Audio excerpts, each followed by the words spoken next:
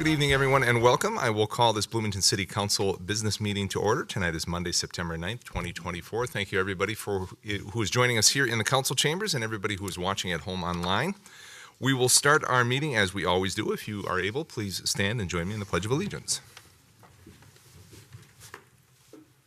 I pledge allegiance to the flag of the United States of America and to the republic for which it stands, one nation under God, indivisible, with liberty and justice for all.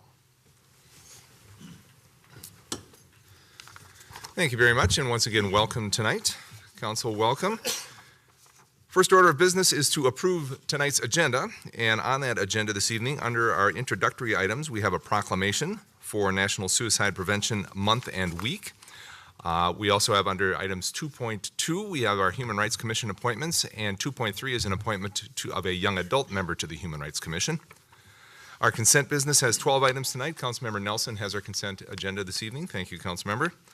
Under hearings, resolutions, and ordinances, we have 7 different items under that. Item 4.1 is a resolution adopting a preliminary 2025 tax levy. Item 4.2 is the resolution adopting the preliminary 2025 general fund budget. Public hearings, item 4.3 through 4.7 are assessments that we need to discuss tonight. Item 4.3 is a public hearing regarding the public nuisance abatement assessment. 4.4, a hearing on tree removal assessments. 4.5, hearing on weed and brush removal assessments. 4.6, a hearing on delinquent water, sewer, stormwater drainage, garbage, recycling, and organics assessments. And 4.7 is a hearing on civil fines for property-related violation assessments. Under our organizational business, item 5.1 will be a report and update on our opportunity housing ordinance.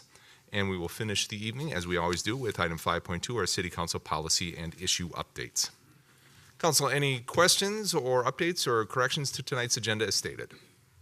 If not, I will move approval of tonight's agenda. Motion and a second by Councilmember D'Alessandro to accept tonight's agenda as stated. No further council discussion on this. All those in favor, please signify by saying aye. Aye. Opposed? Motion carries 7-0. Thank you very much, and we have an agenda. And our first agenda item is item 2.1. It's a proclamation, and I'm going to take a quick drink of water and head down to the podium.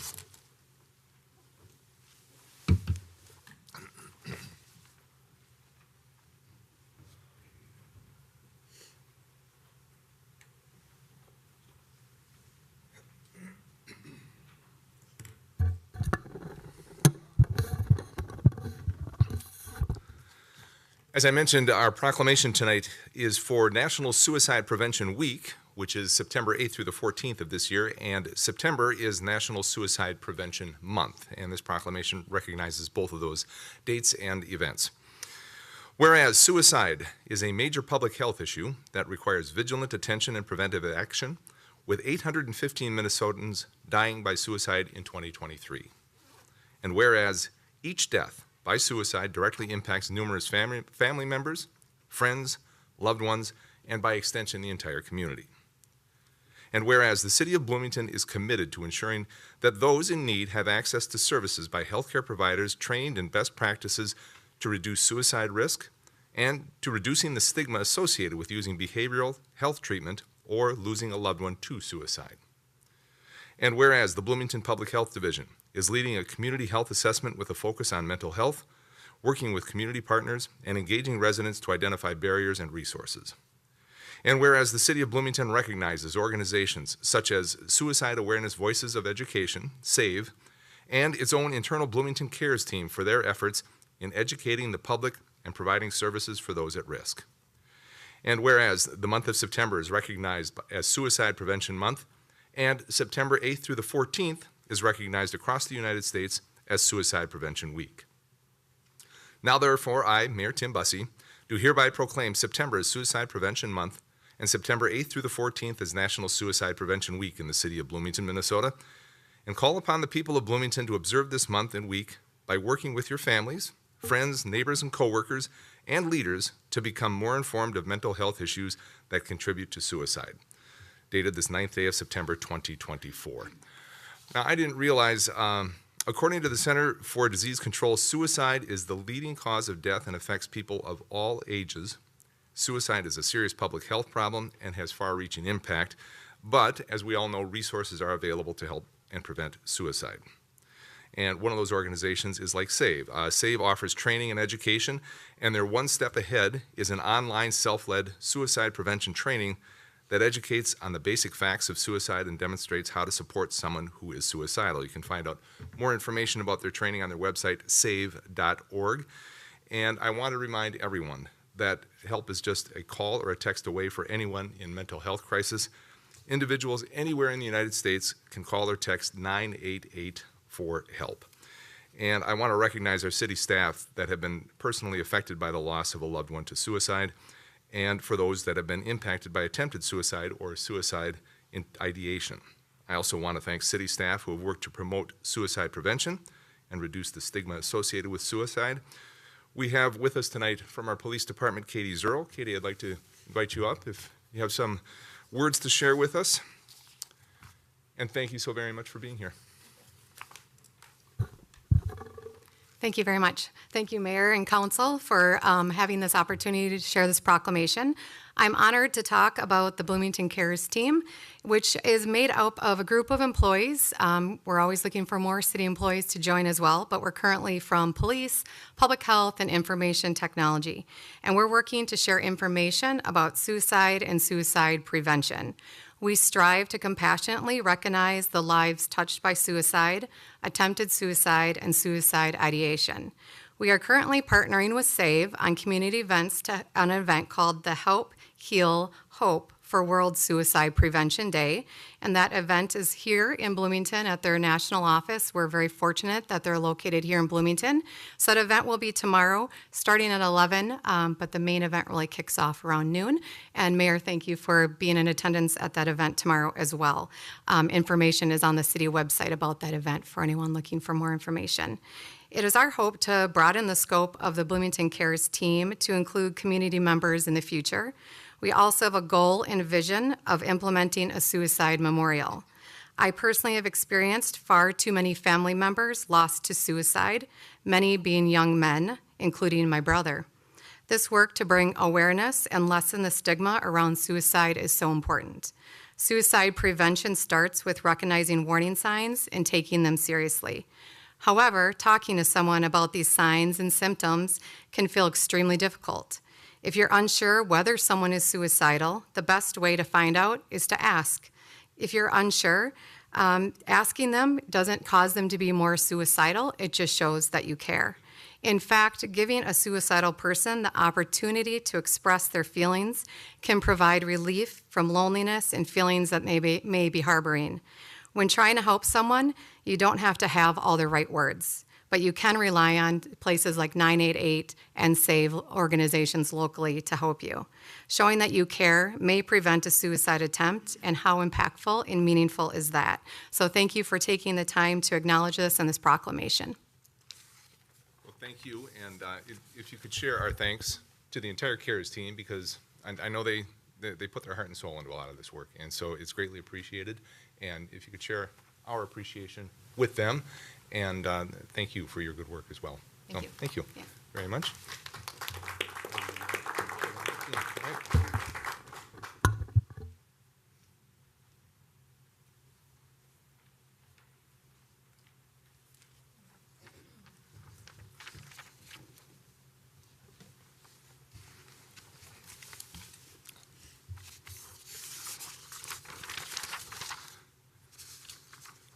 Moving on, Council, our next item on the agenda is 2.2, and it is an appointment to the Human Rights Commission.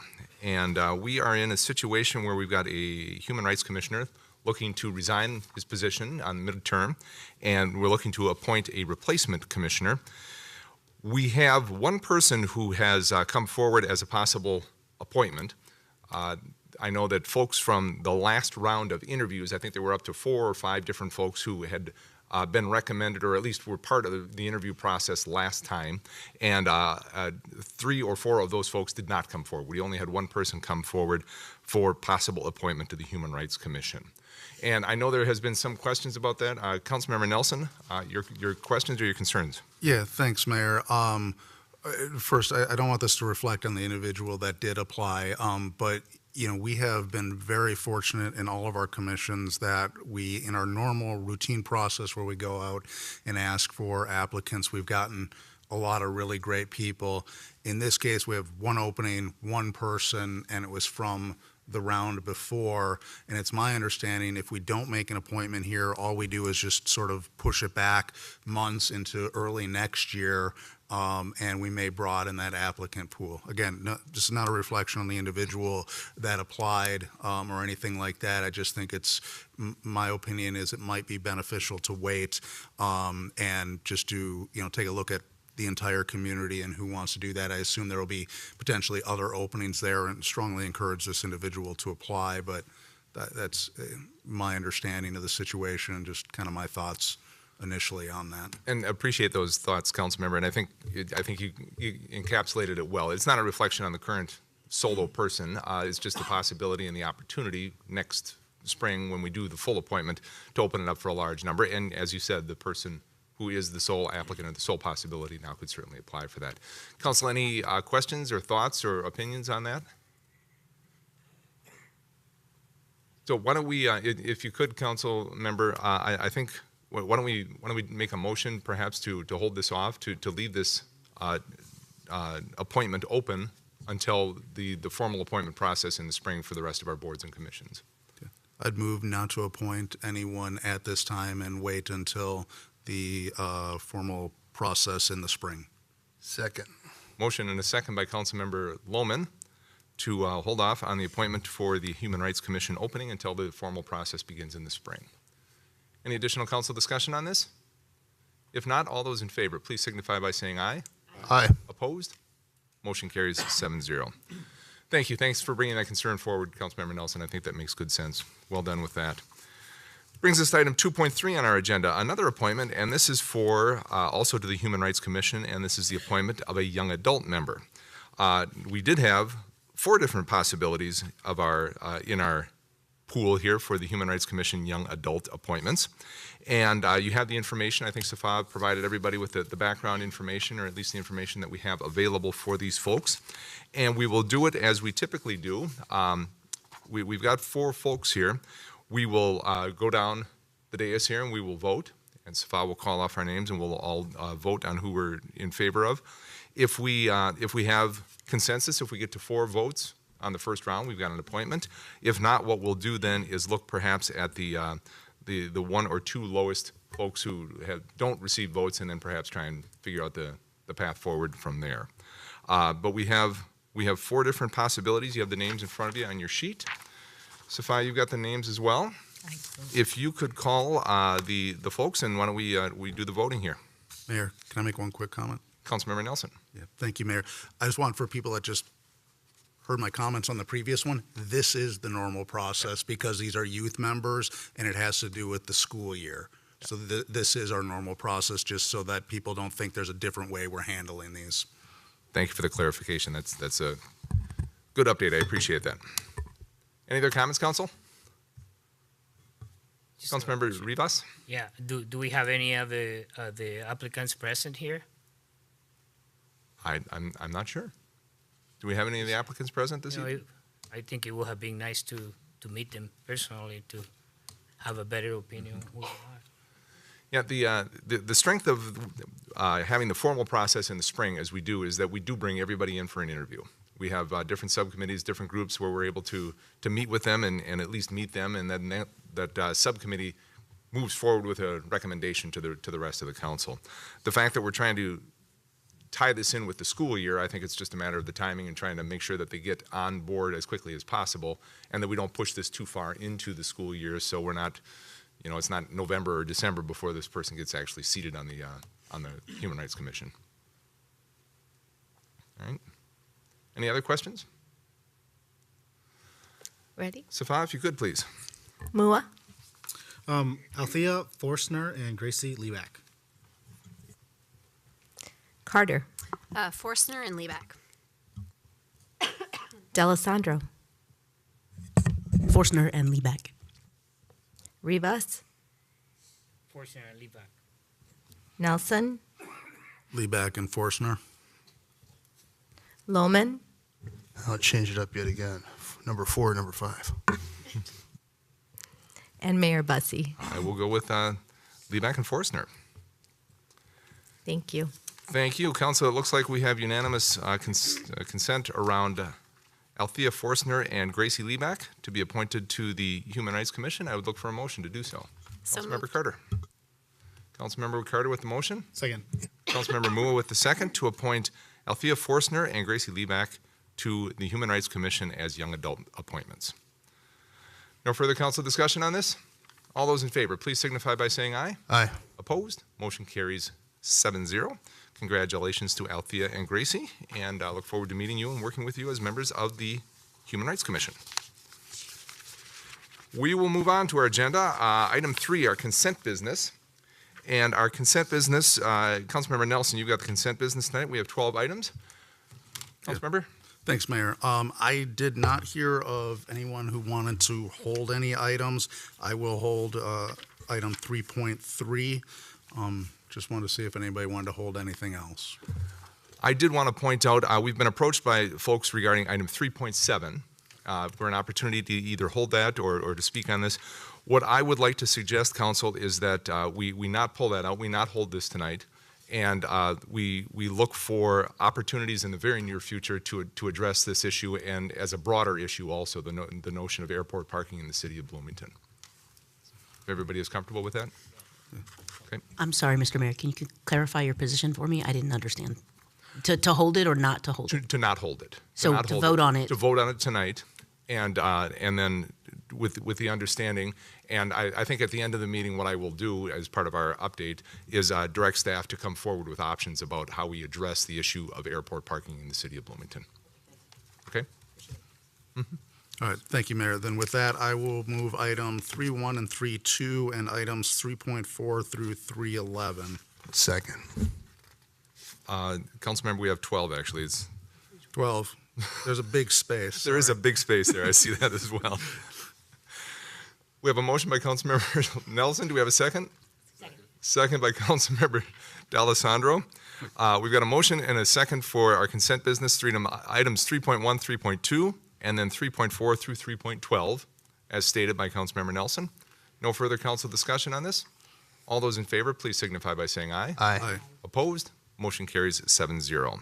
Councilmember Nelson, item 3.3, our donations. Yeah, thank you, Mayor, and thank you to the Bloomington community for their generosity. I'd like to recognize we received donations from individuals and businesses for over $10,000 for Summerfest. That's fantastic. So thank you for that. It's something I've been asking for, that we keep taking a look at ways to generate revenues on some of these events, and so that was great to see. I'd also like to thank the Grimmel and Minke family for their donations to the animal shelter. I know that's something we've been talking about more and more lately, so appreciate that people are supportive of that. We had a donation from Larkin Hoffman, a Bloomington-based business here, and they are supporting our police department, a joint community police partnership.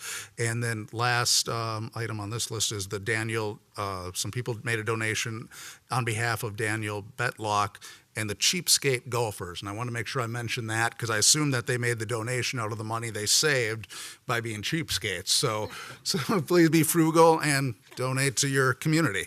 And then we also received a donation from Centerpoint Energy to help people get smoke detectors. We know that sometimes budgets are challenging for people, and Centerpoint is helping people protect their family with smoke detectors in there if they're not in a position to afford them themselves. And last but not least, we had a number of donations from Bundles of Love, which is a really cool program. They put together bundles for infants of clothing, blankets, all these types of things that an infant would need, a family would need for them, and so very appreciative of that. With that, I would move approval of item 3.3.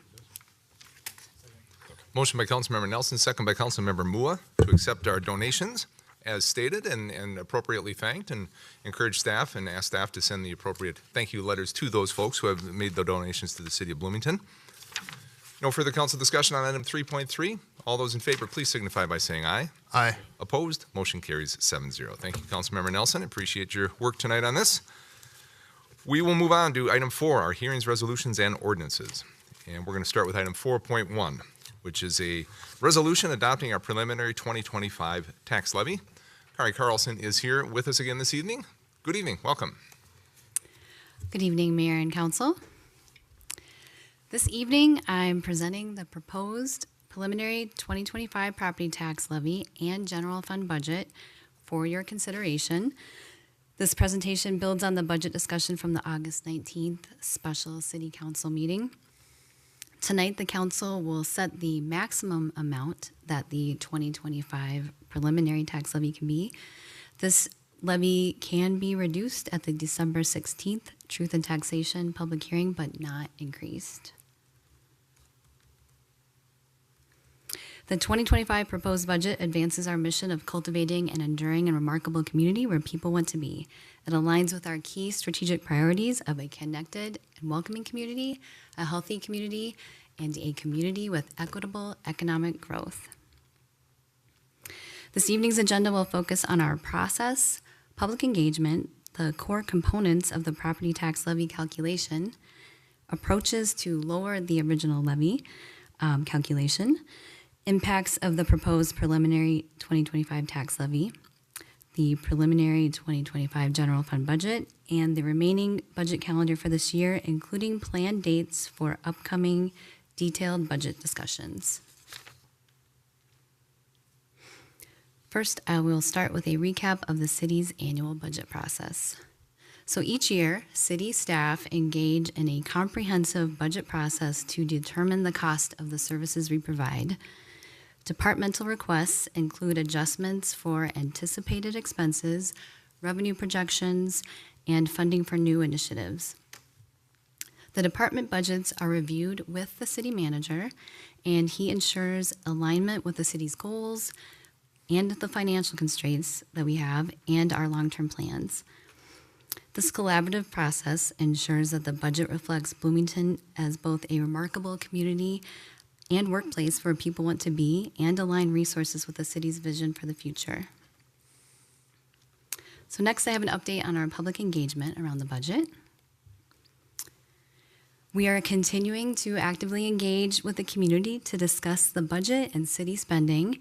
We were at the Juneteenth celebration, a July Wednesday farmers market, and on August 17th, we were at 2 events. In the afternoon, we were at the Learning Link Up at Valley View Playfields, and in that evening, we were at the On the One Music Festival in South Loop.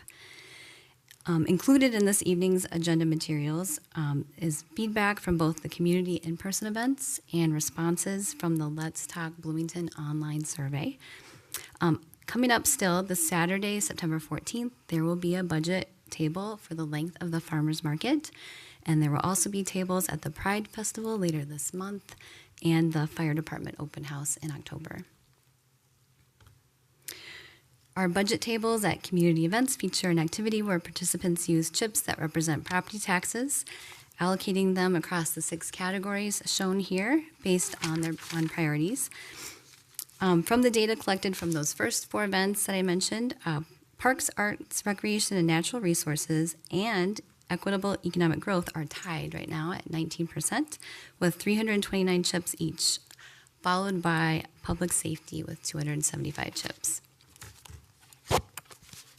And we also have that similar activity on the online Let's Talk Bloomington budget page. And here's where the results are right now. Participants in this activity, they rank those same priorities that I showed on the slide before, but they do it on a scale from 1 to 6, with 1 being the highest priority. So the investments that we're making, both historically and into the future, align closely with these priorities.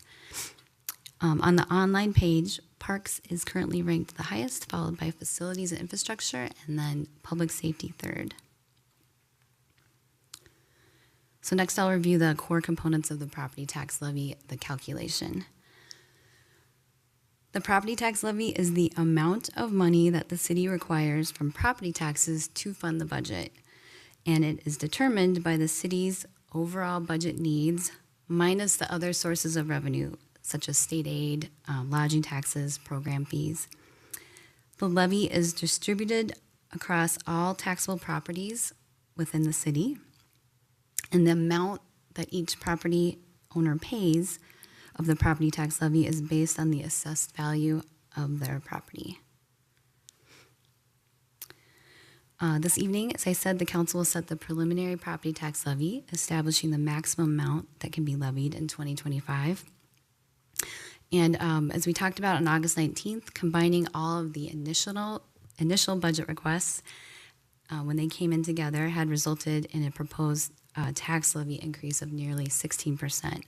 So this next slide is the detail of approaches we've put together to reduce that levy increase to 11.5%. So this is the list. So reducing down to 11.5% from that initial 15.94% is about $3.5 million. And so some of the things that have been identified as approaches to bring that down that we could look into would be increasing some of the revenues that we have in Parks and Recreation, also in engineering with right-of-way permits, what we're seeing in right-of-way revenues there, right-of-way permit revenue. Adjusting the initial staffing that increase that we have for firefighters, potentially changing the number or delaying the start date of those new positions. Transferring over $200,000 from the fire pension fund. If you recall from August 19th, some of the pressures on the levy is that we did add, when we first received the American Rescue Plan funds, 3 battalion chiefs that have been funded by the American Rescue Plan funds that is running out this year. So to kind of help ease that in, some of the money that we have in the fire pension fund coming in potentially.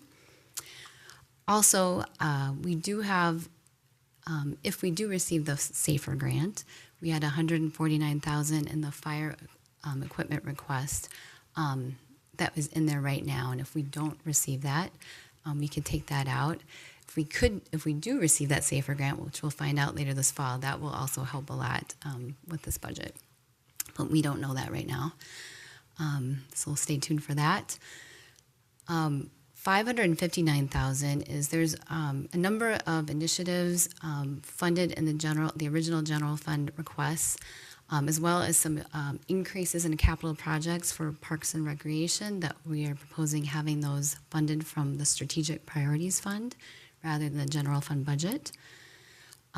There is within the engineering budget $227,000 for an alternative transportation study that we're looking to push that out further than 2025, as well as looking for some additional funding for that from other agencies. We've identified $260,000 in professional services that we could reduce. We're looking into different things that we could do with employee benefits in regards to the city's contribution for health insurance, for example, that we could potentially reduce the budget, the initial budget requests. And then the last 2 things are taking what the portion of the levy for forestry and for the Normandale Tax Abatement District back down to the levels that they were in 24. That would bring that down. So those are the details of the majority of where we're proposing reducing the initial request and by $3.5 million.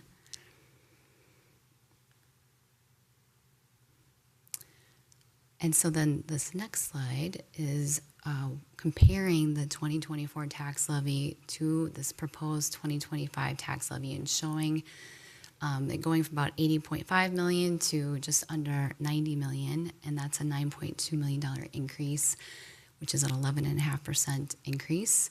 And the majority of that you can see is in the general fund. There is an increase for communications as well as in the Art Center, which we are planning to bring those budgets in October and November and talking about that in detail. You will see there is not a property tax levy for golf in the 25 tax levy. That is going away. There is an increase for Ice Garden as well, as we'll talk about that, and that is due to that they are going to have some revenue decreases when the big project goes, when the construction happens next year. And then for debt service increase for between 24 and 25, it's a $451,000 increase. So I'm just going to flip back one second. So $9,255,000 is what we're proposing for an increase for the 25 tax levy for the preliminary.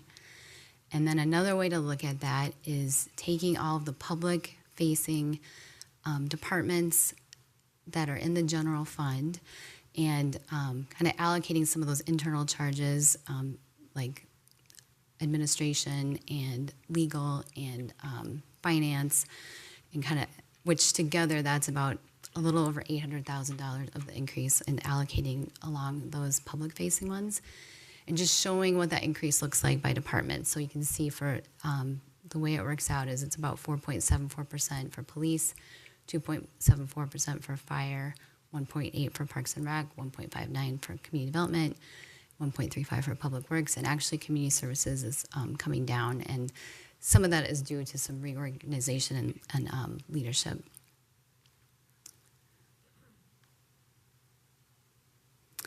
And then this is the impact of an 11.5% property tax levy on the median value home. And if you recall from last month when I was here and talking about how the median value home is remained relatively flat, while commercial and industrial values have had some gains.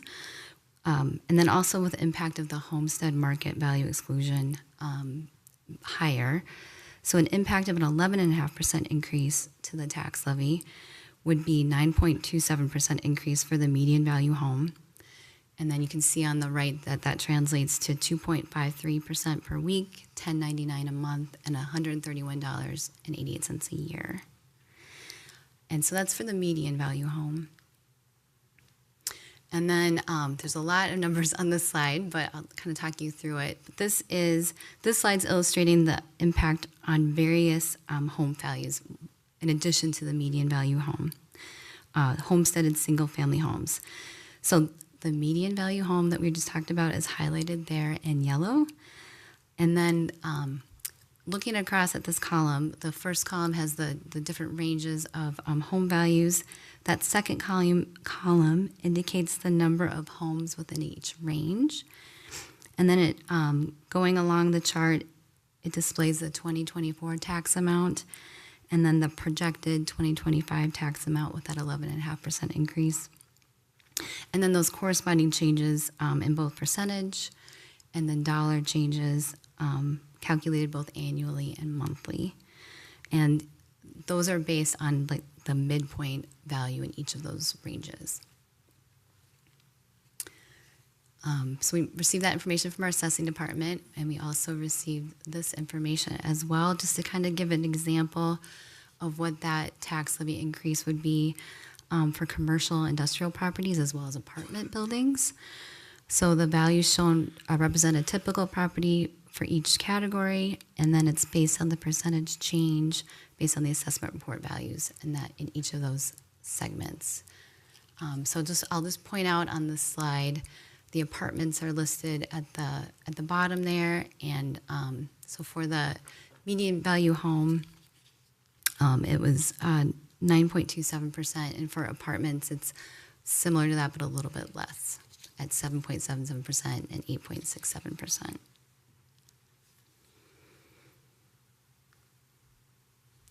Here is the preliminary 2025 general fund revenue breakdown. So first I'll show revenues, and I'm going to show expenditures.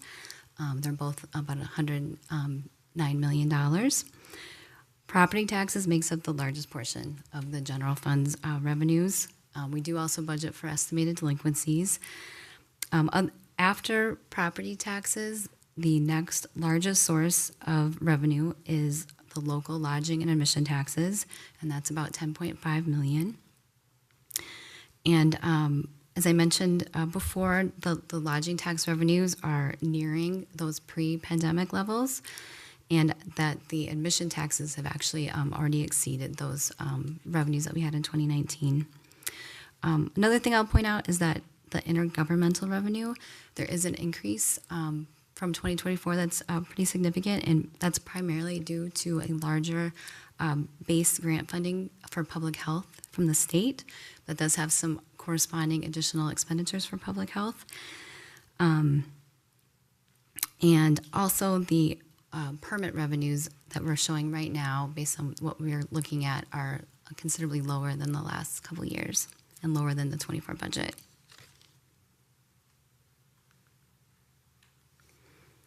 And the next is the general fund expenditure breakdown. And as you can see here, the largest expense is police. Police department accounts for nearly $38 million of the budget, which is about 35% of the total general fund expenditures. Combined, if you take police and fire together, that's about 49.5% of the budget. And then I'll just point out too, at the top, those are kind of like the internal services that support the other public-facing departments in the general fund budget. That's all together with city council, admin, legal, and finance is about 9% of the overall budget. And then also within administration, I just want to point out that it includes city manager's office, human resources, office of racial equity, inclusion and belonging, and city clerk is all within administration.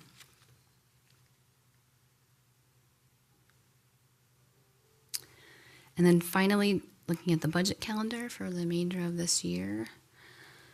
Last month, on August 19th, was the special council session to discuss the preliminary tax levy, and now we're about halfway through this timeline with the council setting the preliminary levy tonight. After this, I will be back a lot, or we'll have staff here a lot talking about the budget, having in-depth presentations at council meetings in the coming weeks, followed by another special session city council meeting just for budget on November 25th. And then the Truth and Taxation public hearing is set to take place on December 16th, when the final 2025 tax levy will be set. And then next, this might change slightly, but this is a proposed schedule of when these follow-up in-depth budget presentations will take place. And so actually starting at the last meeting in September with fire, legal, and the Strategic Priorities Fund discussion. October 14th will be the utilities, the 4 utility funds, and along with community development. And then there is a study session scheduled for October 21st. So we are looking at bringing a lot that night. So a discussion about employee benefits, accrued benefits fund, IT, communications, administration, public health, and finance. And then October 28th would be Parks and Recreation and Police. There is not a city council meeting right now. We just put that on there just because there's only one official city council meeting with city council business in November due to Veterans Day and the schedule. And so we just had that on there if we needed some more discussion for you to decide. But and then November 18th, we had Public Works, Fleet, and Facilities. And then then we have the study session on the 25th. And if we need it, also December 2nd. And that concludes my presentation. Thanks so much. Thanks for the information once again, and thanks for, I think, answering some of the questions that I know the council brought forward last week, or the last time we talked about this, specifically the details on the cuts that went in from bringing that number down. So just a question and an observation, I guess, as I was listening to your tax increase by department, and I'm looking at police and fire. Police with $3.8 million, that changed from 2024, fire with $2.2 million. So basically that's about the change from 2023 to 24. Police and fire are about $6 million of the total $9.25 million. And so that's 65%, that's 2/3 basically. And as I recall, I think 2 years ago, I think police and fire, when we were talking about the increase, I think police and fire were 80% of the increase, and I believe last year it was also in the 60s somewhere. So just making the observation, the comment, after hearing from our community the desire and the need to invest in our public safety infrastructure and apparatus in the community, we have done so significantly over the past 3 years, or the past 2 years, and are proposing to do so once again this year. And I think that's important for folks to realize that this is not only obviously a necessary and an important investment, especially as we talk about fire and moving to a full-time fire department, but one that we heard constantly from our residents that needed to happen in our city.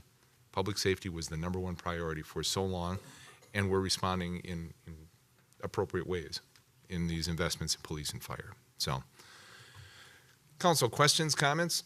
Councilmember Carter. Thank you, Mayor. So on that note, actually, one of the things I wrote down, to your point, over the past couple of years, we've made really significant investments in public safety, and we've had the ongoing conversation around our fire department. And I think it might be helpful to just have something really clearly laid out that talks about our longer-term vision for the fire department.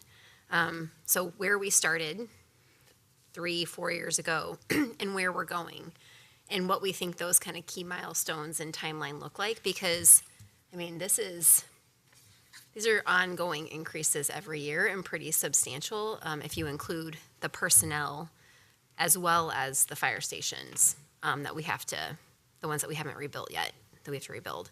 And so, to your point, Mayor, our city is, the residents of Bloomington are on board with us making these investments, but I think we could do a better job of really laying out the vision for what we're working toward compared to where we started, right?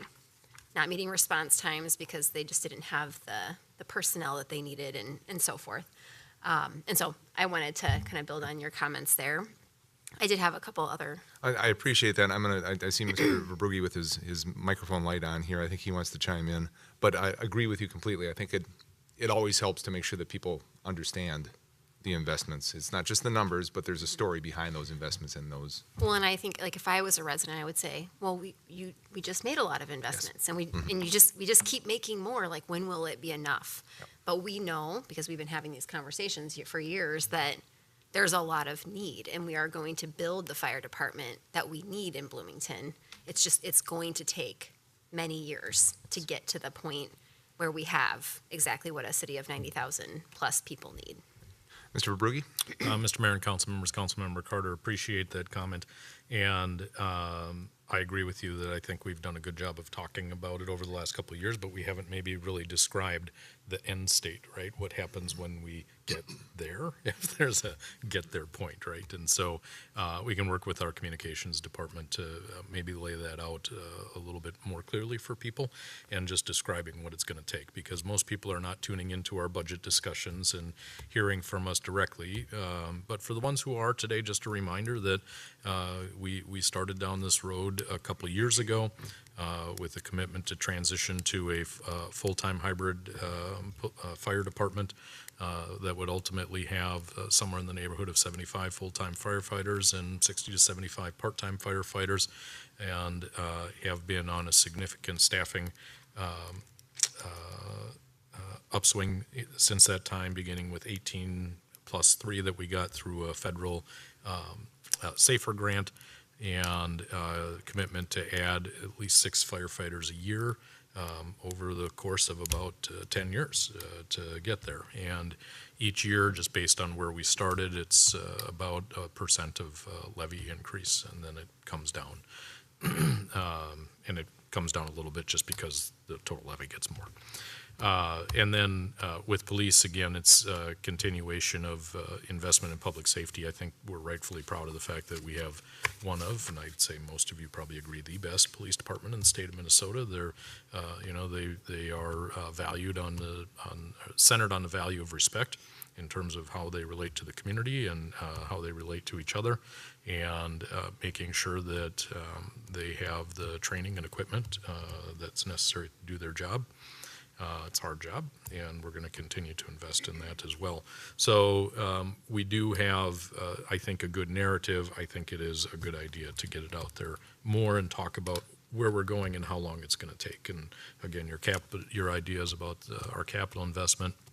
If we're going to have full-time firefighters who are staffing stations 24 hours, that means that we have to have stations that have accommodations for 24-hour operation, in addition to the fact that most of our fire stations were built in the 60s and 70s and are undersized compared to the size and type of apparatus that the fire service uses today. So there's a lot of complicated issues.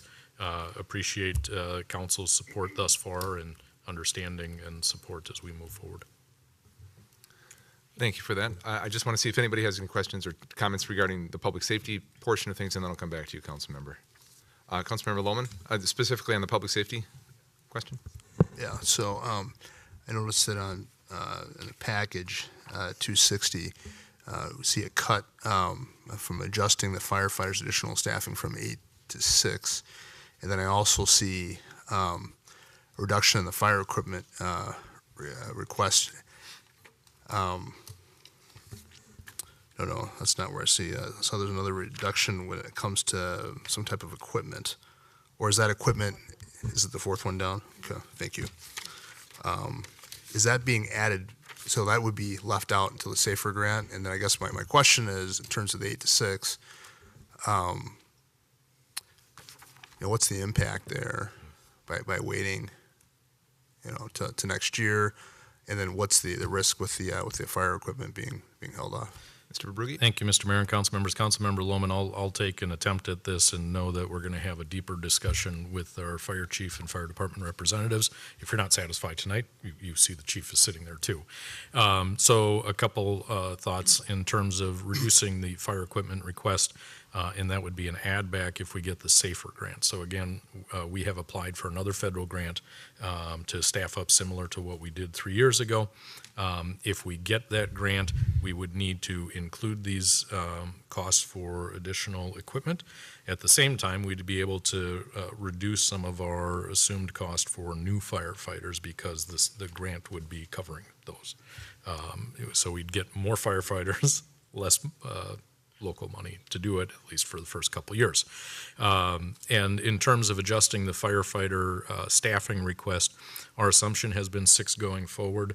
The chief recognized that we have some supervisor to line firefighter ratios that we want to maintain. But if we're going to stick with 6, he's adjusted the request for the officers to be 3 at a assistant chief level and then 3 firefighters. So still 6 firefighters. It's just the structure of what they look like would be moderated a little bit. So the risk is, well, I guess my question is, I know we're running thin, and so I'm nervous. Even 2 can make a difference, and I just want to understand what that is. And that doesn't seem like a whole lot of money to go from that 6 to 8, and then we could find some way to build that back in. So I'm just curious about that. And I know we talked about 6, but yeah.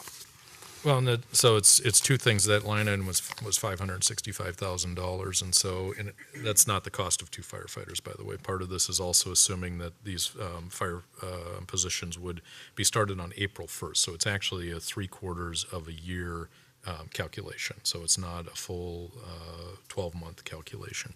Now, the difference on the 2 firefighters may be nominal, and I would say that in the context of everything within the budget request that we're looking at, we're trying to maintain the commitment that we laid out and also accomplish, I think, some things around council's expectations with managing the levy. As I mentioned a couple weeks ago, I think it's also important to point out that we have about a dozen staffing positions that are not included in the budget as it is. And so we think there are some budget or some staffing positions that we're going to have to consider. They aren't currently in the budget that we're presenting to you, and so as we go through these discussions during the fall with each of the department conversations, we're going to continue to try and figure out recommendations for how we can accommodate some of those requests. So I think in terms of what we're doing with the fire department, it's sticking with the commitment that we've laid out and trying to put it in the context of the other decisions we're making around budget. I appreciate that. However, I'm concerned about the attrition that we're seeing there. So with on the other side of the house. The equipment piece.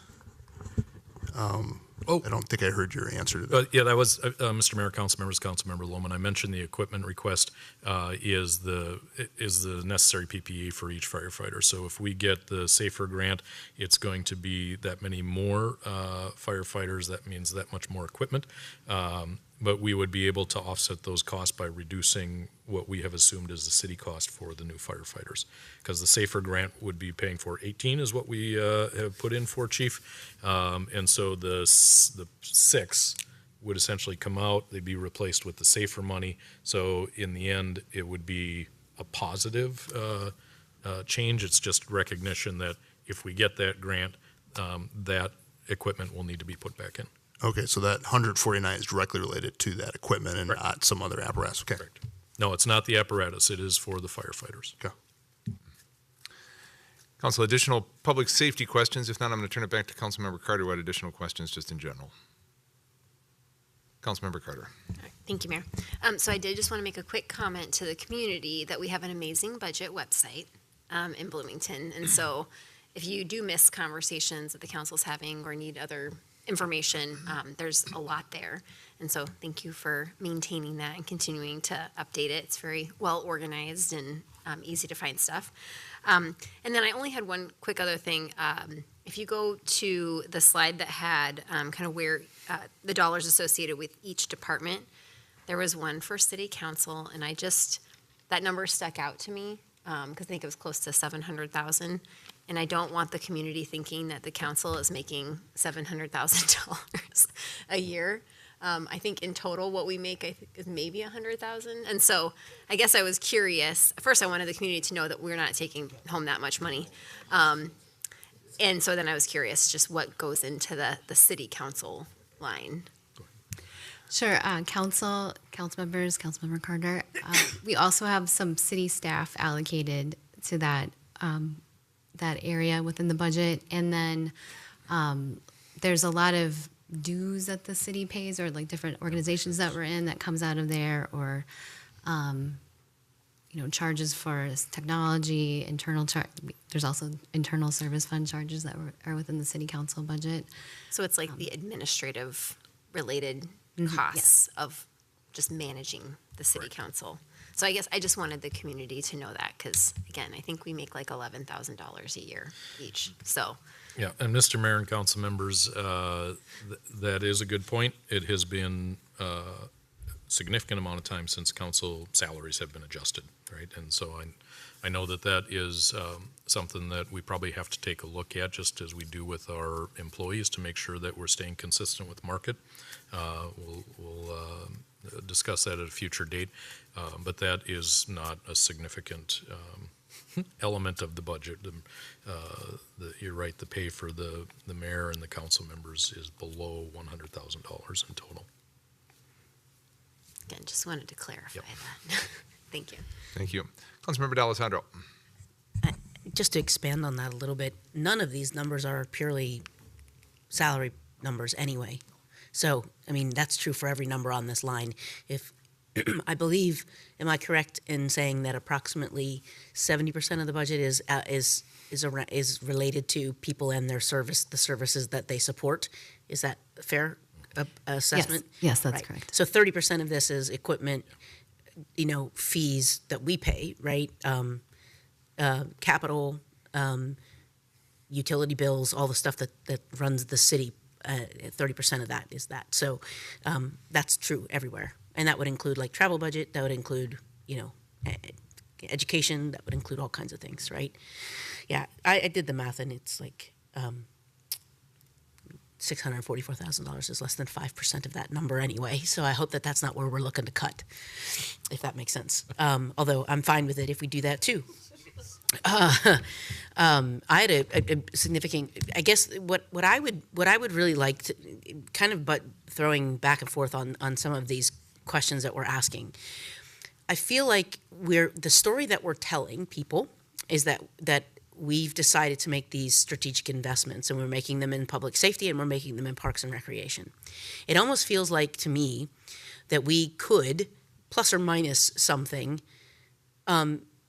actually lay that out and say, like, in order to get to, and this may be the story that you're talking about, Councilmember Carter, is, the story that we want to tell about how we're going to a full-time fire department includes the firefighters themselves, the equipment to support them, the new fire stations, all of this. And that's a 10-year, 15-year plan. And it feels to me like we could lay that out in such a way that we don't have to talk about it every single time we talk about it because we already know that we're doing it. Similarly, in order to enable the Parks Master Plan, we have 9 parks that we've said of the Parks Master Plan, these 9 parks over the next 10 to 15 years are going to get done. That includes the service level adjustments that we're making. That includes the amenities adjustments. That includes, and I'm not saying that we know exactly what the number is, but we certainly plus or minus 10 or 20% can probably say, this is what it's going to be over the next 10 to 15 years.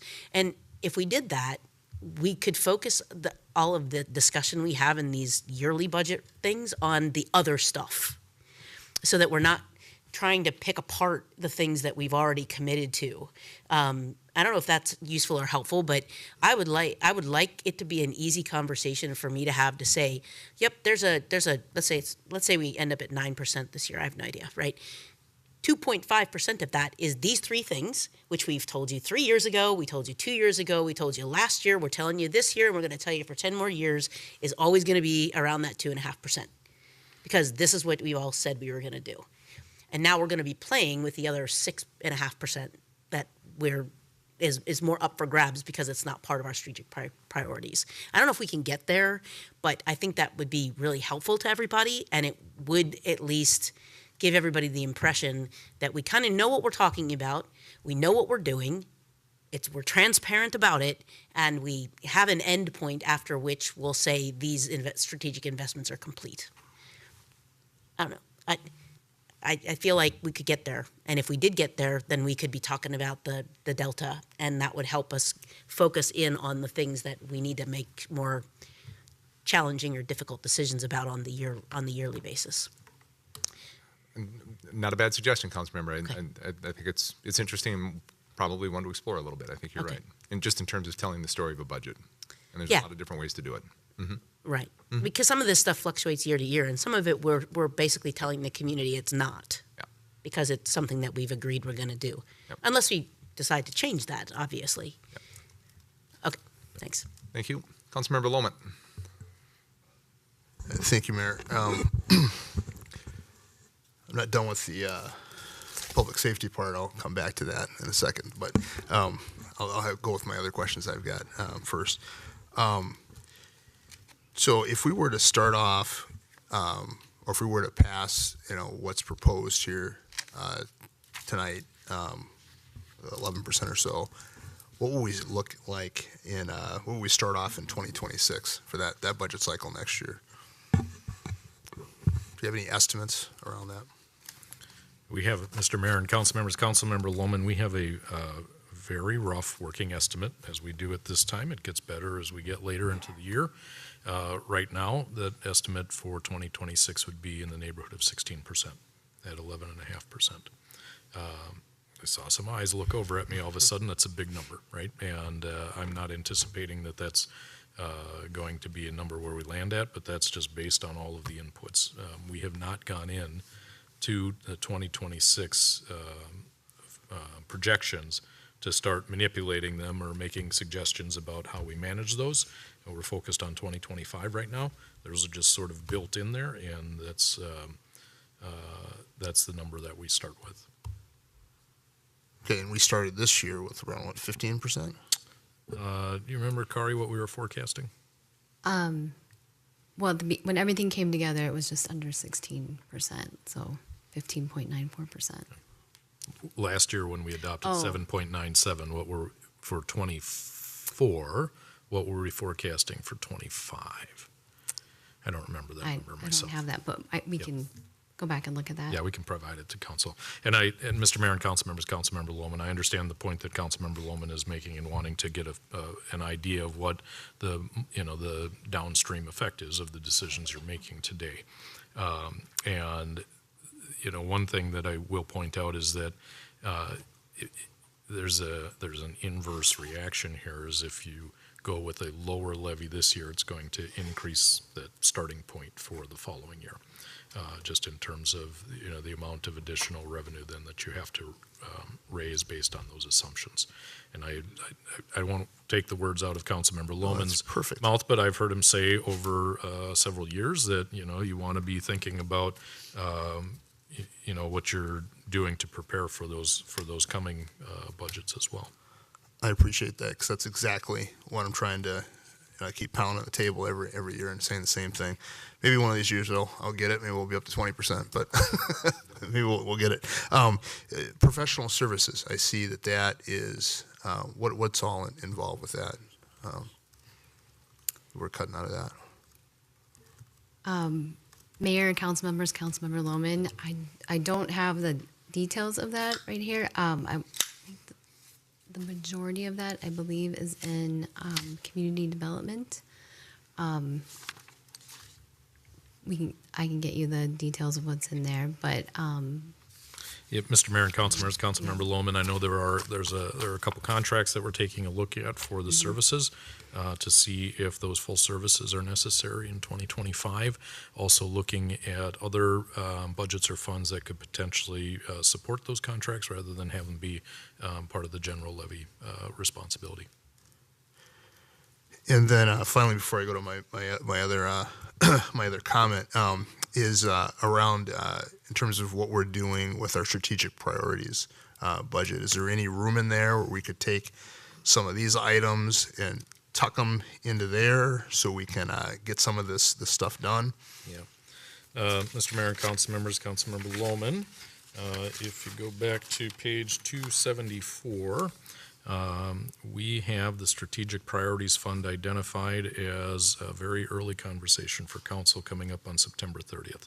So when we start diving deeper into the specifics of the budget, that's one of the places that we want to start, because obviously, as you saw in what Kari laid out, some of our recommendations for how we lower the levy involve potentially moving some items to the Strategic Priorities Fund. And again, when we're looking at those, what we're looking at are projects that are either one-time basis or are new initiatives that, it's been past practice that we've funded those in the first year or second year with Strategic Priorities Fund and then moved them into the regular budget at a future point in time. So that's what we'll lay out for the council on the 30th. Right now, I think our end of year forecast for the Strategic Priorities Fund is to be about $5.4 million, and looking forward to end of 2025 based on a lot of assumptions, right? And, it would probably be down to about $3.7 million. So we're already leaning pretty heavily on the Strategic Priorities Fund, and that's why we want to have a conversation with the council early in the process. All right. Well, Mayor, just to wrap this up here, I'll make my final plea for which looks like almost $750,000 for the fire department, in the sense that and maybe we don't do it tonight, but I just think we really ought to have a look at that as we kind of look forward. And I know it's two bodies here, two bodies there, but when we look at who we have over there on the volunteer or the paid on call staff that we've got there, I just I think of the fires that have happened and that kind of thing, and I just want to be sure that we are being cautious with that and putting as much as we possibly can in there. And if there's a way to get that done, I wouldn't want that to be the difference between getting to a fire and not getting there. And so I just think it makes some sense. I think we should really consider that, to try to fund that. I really think we ought to do that. Understanding we've brought this down quite a bit. That's part of it. I know we're already have put 80 and 60 and now another 65% into it over these years, but we've had a number of years of neglect when it comes to that, and I know as we get together and talk each month, that's just something that is just top of mind each month, and I just want to be sure that I took this opportunity to just make one last argument for trying to keep that in there if we could. Duly noted, council member, and as you'll see with the schedule there in front of you, you'll have more of an opportunity to talk about it on September 30th when fire is one of the things that we talk about in depth. So thank you. Council, additional comments, questions? Councilmember Nelson. Yeah. Thank you, Mayor. If I might, I'd just like to ask Councilmember Lohman to clarify his comments regarding fire. Are you asking that we increase the preliminary levy so that money might be available, knowing if we ultimately decide to reduce it later? Or is that your request? Yeah, I'd like to see us, I'd like to have us take that off of that list. So I guess that would mean, let's increase the levy. Yeah, let's increase the preliminary. It's a preliminary, right? So we can look at it and consider it. We talk about kicking the can down the road, and here's an example of something that we can get ahead of now today, and at least consider it between now and then. I know it's out here, but if we bring it down now, there's no way, unless we're going to cut something else out. You got to supplant something that's already there. So, Thank you for the clarification. Councilmember Rivas is specific to this question? Yes. Please. I would suggest that we cut something else instead. I do agree that we shouldn't push it to another year. It's one of the most important things that the city is supposed to take care of. However, increasing the tax levy, I don't think it makes any sense at this point. It's too many people are already struggling, and as insignificant as it might sound, of just small points here and there, is still substantial. I would suggest that if we do that, we cut somewhere else instead of just increasing the levy. Councilmember Nelson. Yeah. Thanks, Mayor. Unless anybody else had comments on that, I just wanted to make sure I understood what the request was. I have a couple of other quick comments. Please. I didn't notice anywhere on here that we were going to revisit our conversation with regards to working capital. I know we had some concerns about the timeline of that, if we'd be able to do that. That may be an area that we can save some money to help, so we can do Councilmember Rivas's thing, to help Councilmember Lohman's concern here. I also didn't see anything where we were going to take a look at potential other budget reductions or other revenue sources. And I would just, like I've said before, I would like to have a very deliberate conversation about those ideas. And if there's a way to fit that into this calendar discussion, I would very much appreciate that. Mr. Verbrugge. Thank you, Mr. Mayor and council members. Councilmember Nelson, again, for those who are tuning in, a couple weeks ago when we discussed the budget process for this year, one of the things that council was interested in pursuing was a review of fund balance strategy and policy issues related to our various fund balances, working with Government Finance Officers Association, GFOA, who would assist us in that process. Kari, do you have an update in terms of when they believe they might have a review done that we could factor into the budget? Yes, we're most likely going to get started with them next month. I think the fastest they've been able to turn that around with the city is about 3 months, 4 months. But we are definitely going to be working with them to have them take a look at our reserves and then sharing information with council. But it might not line up entirely with this budget cycle. Mm-hmm. And Councilmember Nelson's other discussion points, desired discussion points about, what specifics and what specific cuts there might be or additional reductions in different areas. I mean, is that going to be part of the conversation as we're? Mr. Mayor and council members, Councilmember Nelson, we will. I want to just again remind people of sort of the expectations here in terms of what level of reductions we'd be able to get. One of the things that we shared a couple weeks ago is that if you only do current level of staffing and service level that we're providing and allow for a 3% inflationary increase in other areas, that's an 8.5% increase. And so I think the floor, unless you're willing to specifically consider reduction of services or cutting of services, is 8.5% on the bottom end. So. Council, additional questions, comments?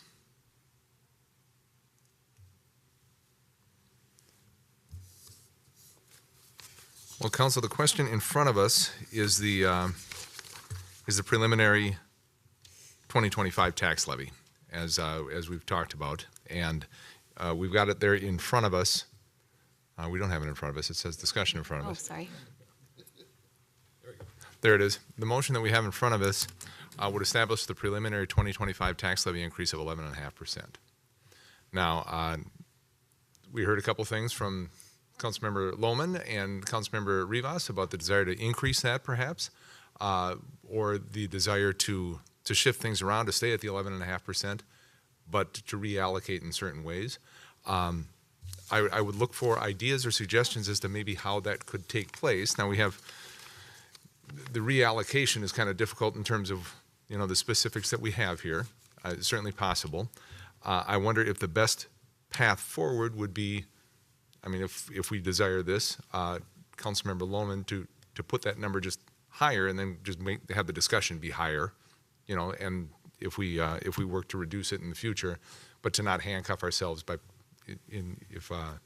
if you desire to spend more on fire, specifically on the fire, perhaps the discussion should be, do we just want to go higher right now in this 11.5 for the preliminary, knowing full well, again, that number can come down. Well, Mary, that's sort of what I'm suggesting, because I think that staff has worked hard to work all these other elements down to where they're at today.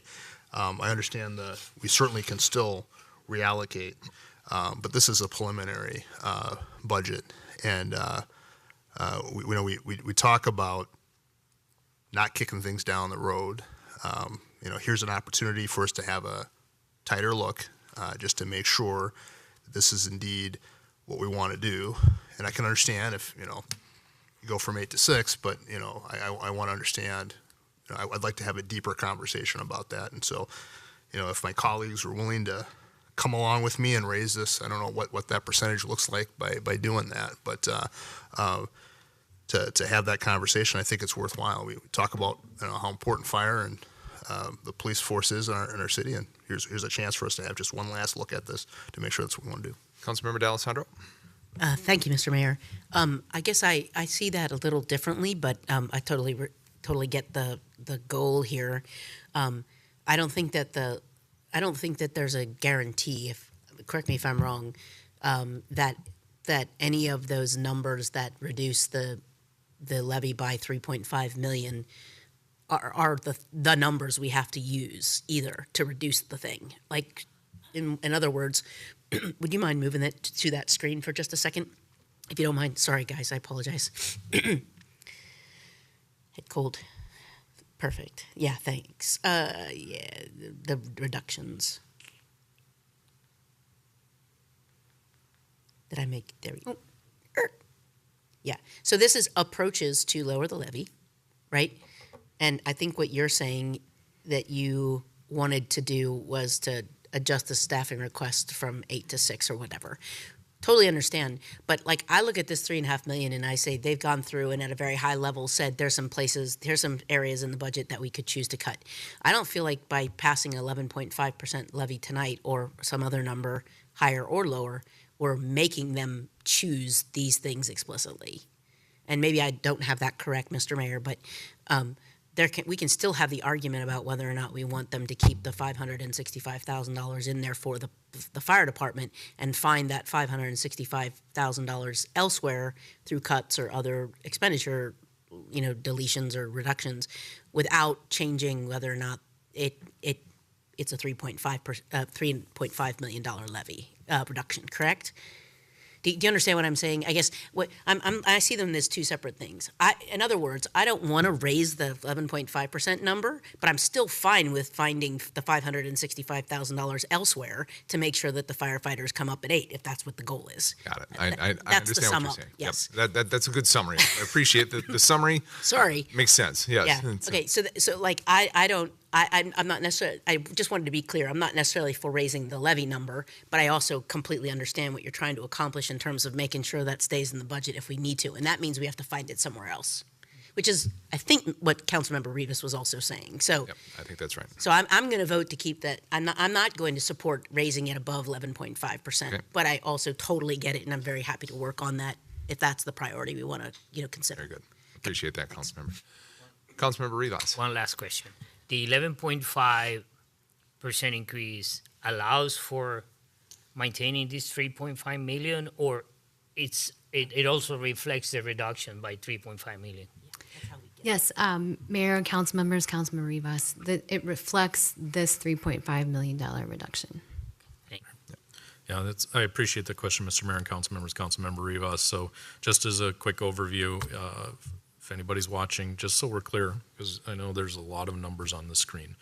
When we had all of the budget requests come in at the beginning of the process, that the total request would have yielded about a 15.9% increase in the levy. And so to get to the 11.5 that we're recommending tonight, we've already made reductions of about $3.5 million to get there. And to be clear, the reductions in the proposed budget request from the staff and the departments throughout the city. All right. So what I'm hearing, I don't know if you're thinking about this. I think I agree with Councilmember D'Alessandro on a couple of points. I think if we wanted to stay at the 11.5%, it makes sense. And then if we want to continue the discussion, maybe continue to shuffle things around a bit to maybe reallocate and put more priority to fire, it might make more sense. And I'm saying that for a couple of reasons. First of all, I think 11.5% as a starting number is a good starting number. Secondly, if we did change it, talk about kicking the can, this would be a next week conversation because we officially would have to make those changes, and I wouldn't ask us or want us to make throw a dart and come up with a new number. I'd want staff to come back and figure out what that number would be. And I think it's part of the overall discussion that we've been having, that we want to have these specific discussions, these prioritizations within our budget. I mean, if whatever number we're at, to be able to talk about this proposed increase or this proposed project versus these proposed projects. What is a higher priority for our community, and what do we want to do? So I think the 11.5% would be a starting point where we could do that, and I think could have a conversation based off of that. Councilmember Lohman? Yeah, so I think that's fair. It sounds like that's where we're headed. All we need is one more head shaking, and we're there, and I'm not going to belabor that. But the point that I'm trying to make here is a broader one. Certainly I understand we can reallocate within that, but I'm also making the point in terms of what our 2026, looks like as well. And so at 11.5, I want to just be sure that when we get to the final, that we're thinking about our future years, that we're not just, ratcheting this down. It's going to get harder when we get to the point when we have to start. And Councilmember Nelson, said, hey, what's the bottom level of this thing? It's 8.5. Wow. I mean, that is, quite a floor, that we're dealing with. And so I just want to be sure, I cannot, with a straight face, next year, if I didn't make this case now, and I just gave one example of the fire, department stuff that I'm very, there's certainly other items that are on the list that, didn't make it this time, that I would be advocating for as well. There's stuff in sustainability. There's stuff in the, equity and inclusion area that I would like, so that's really the argument that I'm trying to make here, is that we just need to be careful so that floor does not take us over 10%, because then we're going to have a serious problem. Yep. So point made and understood, Councilmember, and made it a couple of times. I think folks understand it, so thank you for that. So, Council, unless there's further discussion, and as Councilmember Lohman said, I've seen enough nodding heads, and I think 11.5% for a preliminary levy seems to be the starting point, or the place that we want to be, unless I see heads shaking or eyebrows going up. I would, Council, look for a motion to adopt this resolution adopting the preliminary 2025 tax levy. Councilmember Lohman? Mayor, I'll go ahead and make that motion. I'll move to adopt a resolution establishing the preliminary 2025 tax levy. Motion by Councilmember Lohman, second by Councilmember Rivas, to adopt the resolution establishing the preliminary 2025 tax levy increase of 11.5%. Any further council discussion on this? Councilmember D'Alessandro. Just a comment I want to make while we're here. I mean, I just want to make sure people know that, this mean, if you asked me if I was happy to make this motion, I wasn't going to be happy to make this motion. Said another way, we know. I mean, we are all taxpayers as well. We all own our homes here in Bloomington on council, and we're also going to be dealing with this update. The question that we have to ask ourselves and others is, are we happy with the investments that we're making? Are we putting those investments in the right places according to the budget? The dreams and wishes of our strategic priorities as evidenced by our community. I'm still hoping that this number is lower by the time we come to December. Yeah. Thanks. Well said, Councilmember. Any further discussion on this? We have a motion and a second. No further discussion. Council, all those in favor, please signify by saying aye. Aye. Opposed? Motion carries 7-0. And a related motion is the resolution adopting the preliminary 2025 general fund budget. Councilmember Lohman. I'm up again here. All right, 4.3. Oh, no, it's right here. I'll move to adopt establishing a preliminary 2025 general fund budget. Motion by Councilmember Lohman, second by Councilmember Mua to adopt the resolution establishing a preliminary 2025 general fund budget utilizing the 11.5 levy increase. No further council discussion on this? All those in favor, please signify by saying aye. Aye. Opposed? Motion carries 7-0. Thank you very much for your work on this, Ms. Carlson. Appreciate it as always, and look forward to the continued discussions. And now the hard work starts, right? Now we really get to work on September 30th as we start doing all of these reviews of all the different budgets. So looking forward to that conversation. So thanks very much. Thank you. We're going to move on now, Council, to a series of public hearings, and these are related to assessments. And our CFO, Lori Economy-Scholler, is going to lead us through all of this. But these are a variety of assessments based on a variety of different things: public nuisance abatement, tree removals assessments, and so on. So I think we're going to get if I recall this, we're going to get the overall general presentation, and then we'll break down and have individual public hearings for each of the different pieces here and go from there, if I'm remembering this correctly. Mayor and Council, you are correct. This evening, the presentation is for agenda items 4.3 through 4.7, and then I have motion pages for each of the 5 items after that. So onward. So again, we'll go through the different definition of assessment types, different timelines, charting some changes over time on the assessments, and then the general public hearing and information. So on the hearings before you tonight, you'll have public nuisance abatements, which are property conditions declared to be nuisance, affecting the public peace, welfare, and safety. We have tree removal of dead and diseased trees, hazard trees. And so just because somebody might have a dead tree in their yard, if it's not a hazard, the city is not taking that down for them. It has to be a hazardous tree or a diseased tree. Weeds and brush removal, delinquent utilities in water, sewers, storm drain, garbage recycling, all of those. It's all in one bill, so they can be all there together. And then we have civil fines. And then we mailed notifications out on July 1st. The public legal notice advertisement was on August 15th. On August 28th, there was an administrative hearing. Neutral third party was here for that administrative hearing. We had 4 property owners that came in and discussed with the administrative hearing on that. 3 were in the civil fine area and 1 was in the utility billing area. This evening we have the assessment hearing, and then staff will work with the city clerk's office and we will get these filed at the county by December 4th.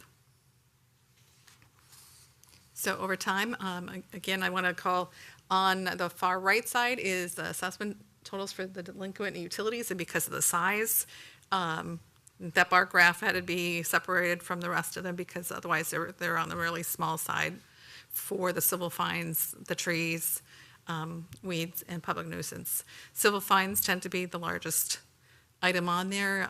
Trees, you'll see a small gap, and we'll cover that when we go through the tree piece. So the number of properties, again, civil fines, very similar to 2020 in regards to civil fines. Weeds and brush, a little on the higher side for 2024. Tree removal, we're down to 9 outstanding. Our practice on the trees, residents, as the trees come down, can continue to make payments to finance until it's assessment time, and then we move it through the assessment process. And what's outstanding can, depending on the dollar amount, we actually had one property that, due to the dollar amount, was going to be a 10-year assessment, because before you tonight is a 3 and a 5 year. That property owner was able to pay that totally off before it came before you tonight. And then on public nuisance abatements, there's a little tick up in those too. The utility billing number tends to be generally about the same there. I mean, there's a little tick, but not too much. On public nuisance abatements, you'll see just the number of properties there and the dollar amounts. Keep moving through these slides. Tree removal, as you see, that came down a little there. And again, on tree removal, residents, when they have a tree or that type of thing, they can call us and we'll help them. But if they don't call us, they wouldn't appear on here at all.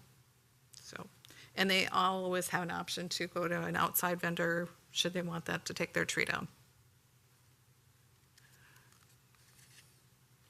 Weeds and brush, as you can see through time, it seems pretty general in a range of where weeds and brush removal are at. Delinquent utilities, we've seen a number more in properties from 2021 to now, but as we're moving through the dollars, and this is always at the same point of time as when the advertisement happened, and on the 15th. So on delinquent utilities, currently we're down to dollar amount about $916,000. So people have continued to pay down on their utilities, and then on civil fines. There's a lot of activities in civil fines. So that concludes kind of the presentation of just statistical information on the different categories of special assessments. Moving into public hearings, but if you have any specific questions that I can answer now, or if staff are available to answer some of these, we'll try to get you some answers on some of those pieces. Thank you for the information. Just a couple of questions and a couple of explanations for folks watching so they understand just a little bit better. You mentioned back on August 28th the administrative hearing from a neutral third party. Can you explain a little bit more about that? What that is? Is it open to everyone? What goes on there? Is it just how it all works? As part of the letter that goes out to the residents on July 1st, that date is listed in that letter, that they have an ability to bring, I'll call it their case, their situation, before administrative judge. And that person is there on the 28th of August, and usually we have appointments, and some people appear and some people walk in and state their case, and the administrative judge will take it into consideration and look at all the facts and make a judgment. And so the folks have an opportunity to have their say, and Yes, they do. can bring forward their Yep. their point of view on all of this. Yep, and they may again tonight. And I ask it, and it's related to my next question, as I look at the number of public nuisance abatement, just the number of households, it's gone from 14 to 25 over the past couple of years, so it's gone up. And just wondering if you know, or perhaps we have staff here who can tell us, have we upped the enforcement of public nuisances? Do we have more staff members working? Is it what can perhaps explain the increased numbers of? Is it the city doing more, or is it just more things for the city to be doing? City Attorney Melissa Manderscheid, you might have more information on this than I do. Ms. Manderscheid? Mayor, I don't have statistics on the number of actions or enforcement actions that have gone up, or whether they have gone up. I will say that we have seen there are multiple layers in the process before you get to this stage. And anecdotally, we have seen a near doubling of administrative conferences that come through our legal department, which is a layer in the appeal process. So this year, it's been a near doubling. So in addition to the administrative law judge, there's within the process there are appeals within the legal department here at the city as well. Mayor members, yeah, there is quite a robust administrative hearing process at the city of Bloomington. There is a back and forth first with staff with regard to compliance. We don't seek a punitive outcome. We seek compliance and understanding. And there's the opportunity to have an appeal internally through our compliance division. And there's either a Zoom or in-person conversation, and they enter into an agreement, oftentimes taking into consideration the circumstances that have given rise to their particular lack of noncompliance. Oftentimes more time, or it's the wrong season or something like that to come into compliance. And so I think at least in one of these circumstances tonight, there was an administrative hearing internally and a compliance agreement, and they did not come into compliance, or they came out of compliance, or I can't remember all the specifics right off the top of my head. But there is a lot of use of that process, and oftentimes favorable understanding and outcomes. But every now and then, it's not possible. And just a point of clarification, the administrative hearing process that is referenced in the CFO's comments tonight is an outside third independent hearing officer from a panel of officers. They are administrative hearing officers, and they issue findings of fact, which is a recommendation to the City Council for consideration.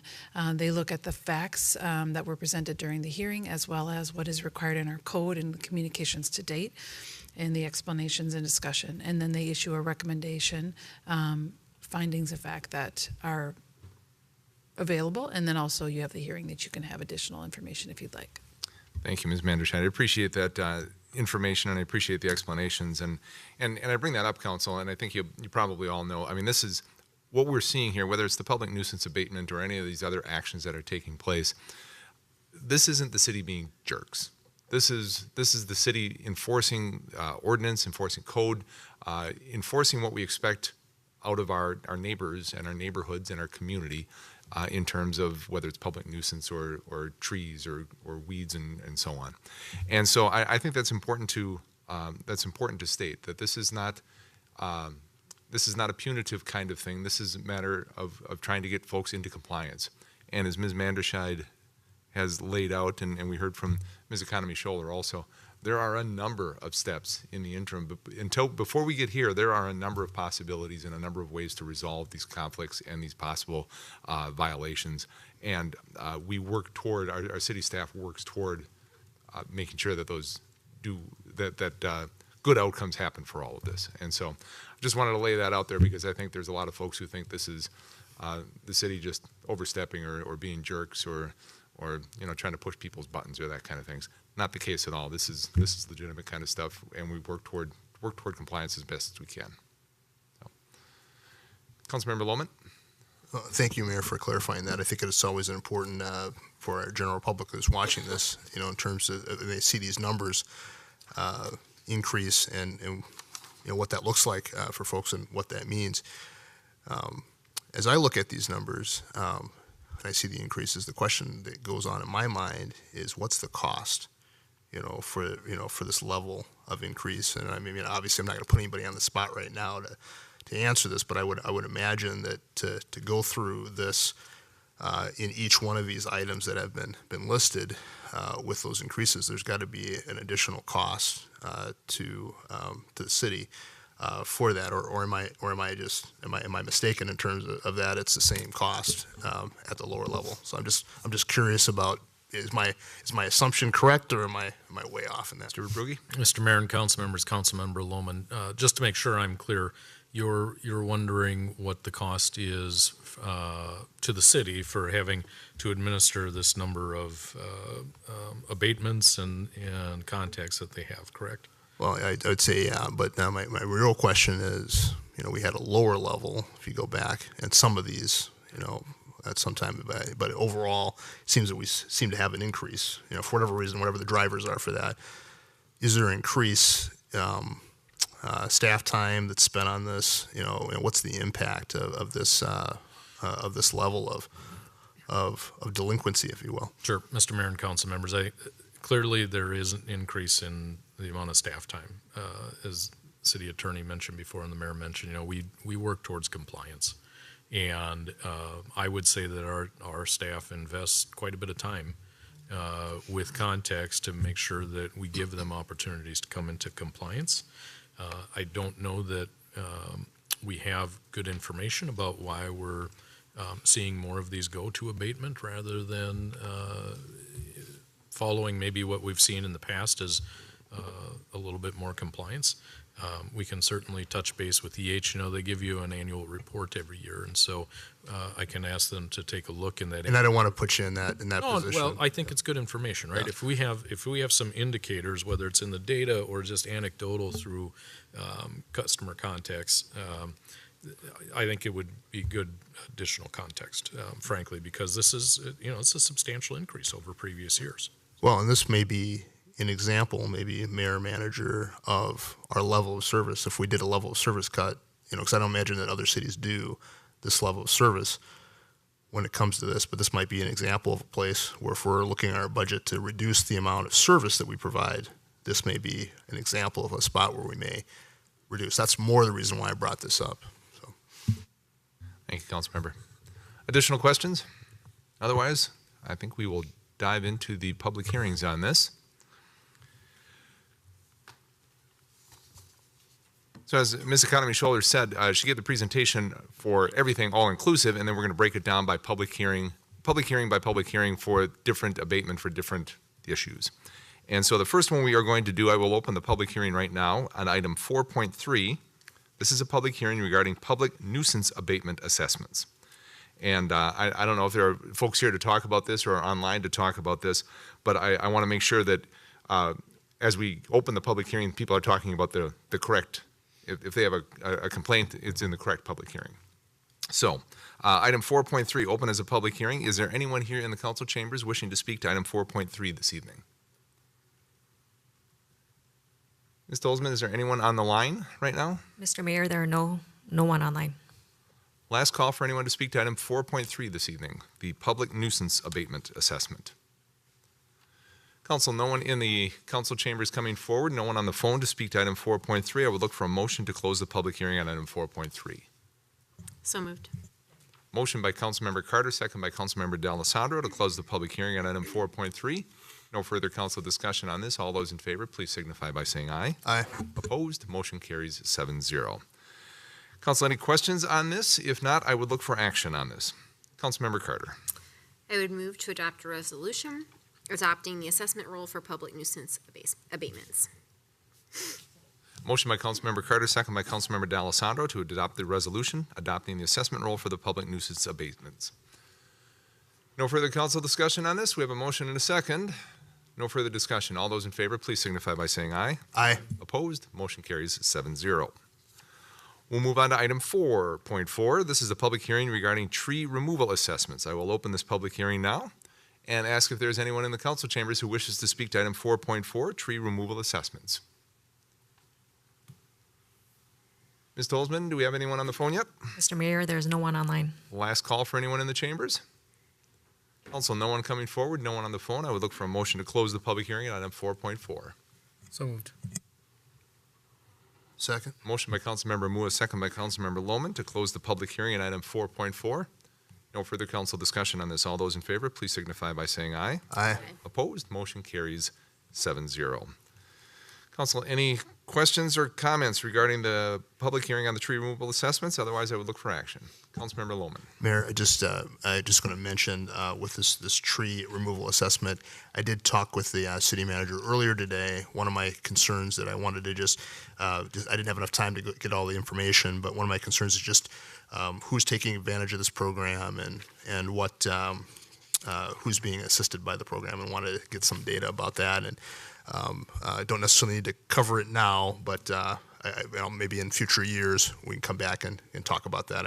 We can keep it moving. Yeah, I think it would be helpful as part of the forestry discussion that we're, I'm sure, shaping up. And Mr. Mayor and council members, Councilmember Lohman, just really quickly, this is new. This is the first year we've done this, where we have either a 3-year or 5-year levy, depending on what the cost of the tree removal was. Council wanted to provide that opportunity, recognizing that the cost for this service has increased substantially in recent years, and providing at least a little bit of financial flexibility for people who are in this situation. To Councilmember Lohman and I did discuss it. It wasn't necessarily clear that the intent was to specifically assist people who may be like in an income eligible category or in a different socioeconomic bracket. So I think it is good if we just take a look at it after a couple of years when we have some data and see who is taking advantage of it. Because what we also don't have handy just from our conversation today is how many people potentially had tree removal as an option and how many chose this. Because with the voluntary, the nice thing about this is that they use the city's contractor, right? And so we pay for it and then we assess it to them. There could be people who are just unaware of it and still go out and find a private contractor, or know that it exists and still go find a private contractor. So I think there's just more that we can learn as we continue forward. Yep. Just one additional comment on that. The people that utilize this, we would not be able to track their income levels unless there's other criteria that we would be searching for in them. It is those that need their tree removed. So thank you. Councilmember Rivas. I do have a comment in that regard. I think it wouldn't matter if anybody has the ability to pay or not. My question is there a discount for people to use the city contractor? I know it's expensive. I'm just about to get a tree removed at home. But my question is, if anybody can take advantage of using the city contractor rather than looking for their own, if there's an advantage price-wise. When you do a volume, you get a better price than when you don't. So is there anything there? Mayor and Councilmember Rivas, when we have this tree remover contractor on our list, we have gone out for RFP and obtained reasonable price, and we take the lowest responsible bidder as our contractor. So per what was offered to us through RFP process, we are offering to the residents. Council, any additional questions regarding the tree removal public hearing? Councilmember Lohman. Well, I'll be happy to move this, and more so I'm not interested in the income. I'm interested in the value of the house that does it. That's more so what I'm interested in, because I know you can't get the income off of that. So happy to. Councilmember, we've got 2 motions on this. It's on the screen in front of you. Oh, thank you. I will follow this rather than what's on my paper, because I think it's on 2 different pages. So thank you for that. I'll move a resolution adopting the assessment rolls for the delinquent tree removal costs 3-year levy. Second. Motion by Councilmember Lohman, second by Councilmember Mua to adopt the resolution adopting the assessment roll for delinquent tree removal costs specifically for a 3-year levy. No further council discussion on this. All those in favor, please signify by saying aye. Aye. Opposed? Motion carries 7-0. Councilmember Lohman. Mayor, I'll move a resolution adopting the assessment rolls for delinquent tree removal costs 5-year levy. Second. Motion by Councilmember Lohman, second by Councilmember Mua, adopting the resolution, adopting the assessment roll for the delinquent tree removal cost for a 5-year levy. No further council discussion on this. All those in favor, please signify by saying aye. Aye. Opposed? Motion carries 7-0. Moving on to item 4.5, a public hearing regarding weed and brush removal assessments. I will open the public hearing now and ask if there's anyone in the council chambers wishing to speak on item 4.5 this evening. Mr. Oldman, anyone on the phone yet? Mr. Mayor, no callers online. Anyone in the chambers? Last chance here. Council, no one coming forward, no one on the phone. I would look for a motion to close the public hearing on item 4.5. Second. Motion by Councilmember D'Alessandro, second by Councilmember Carter to close the public hearing on item 4.5. No further council discussion. All in favor, please signify by saying aye. Aye. Opposed, motion carries 7-0, closing the public hearing. Council, any questions on this one? Any comments? Councilmember D'Alessandro? I move to adopt the resolution adopting the assessment role for weed and brush removal costs. Second. Motion by Councilmember D'Alessandro, second by Councilmember Carter to adopt the resolution adopting the assessment role for weed and brush removal costs. No further council discussion on this. All those in favor, please signify by saying aye. Aye. Opposed? Motion carries 7-0. Item 4.6, this is a public hearing regarding delinquent utilities. I will open this public hearing now and ask if there's anyone in the chambers who wishes to speak on item 4.6, our public hearing regarding delinquent water, sewer, stormwater drainage, garbage, recycling, and organics assessments. No one in the chambers. Once again, Ms. Toldman. No callers online, Mr. Mayor. Last call for anyone in the chambers. Council, no one coming forward. I would look for a motion to close the public hearing on item 4.6. So moved. Motion by Councilmember Mua, second by Councilmember D'Alessandro to close the public hearing on item 4.6. No further council discussion on this. All those in favor, please. Oh, there is council discussion. Councilmember Yeah, D'Alessandro. I just had a apologize. follow-up. No worries. Thank you, Mr. Mayor. Just a follow-up question. So unlike the other ones that are code violations, largely speaking, this is like us providing service for which somebody is not willing to pay. And I think not willing, not able, whatever the right reason is, right? Correct. And so I want to be mindful of that, but also I want to encourage us to if there's a way that we can understand these numbers more specifically as it relates to it. I know that since we don't get income information anymore from the state, we can't really draw a lot of conclusions like we used to do, and I get that. But I'm wondering if the state auditor's office or somebody could help us with this a little bit if we asked for something very specific on household incomes as it's reported to the state or something to that effect where names aren't included or whatever. Because this is a service. I guess said another way, I worry about this one more than anything because we eat these costs if we don't get this paid back. And that when I say we eat this cost, I mean that people pay via their taxes for costs that these folks incurred that for whatever reason they're not paying. And unlike the other ones where you could argue there's some subjectivity or we change the ordinance or whatever and things adjust. This is just about, hey, we delivered X amount of gallons of water to your thing and you didn't pay for it. So I worry more about this one going up than any of the other ones. And I'm just wondering if there's a way that we can do some more analysis on this to just get a little bit to the bottom of why we are seeing the uptick that we saw. I would agree, Councilmember. This is always, I think in my mind, has been kind of in the canary in a coal mine kind of look to see the stress that people have financially, the stress that they have just in the cost of being able to live. And so I would agree, additional information on this, or maybe even a long term, this is a 4-year look back, maybe a longer term look back to see how those numbers have changed over the years, or see how I know we had some significant numbers during the recession a couple of years ago. Those were high numbers. Just additional data might be helpful.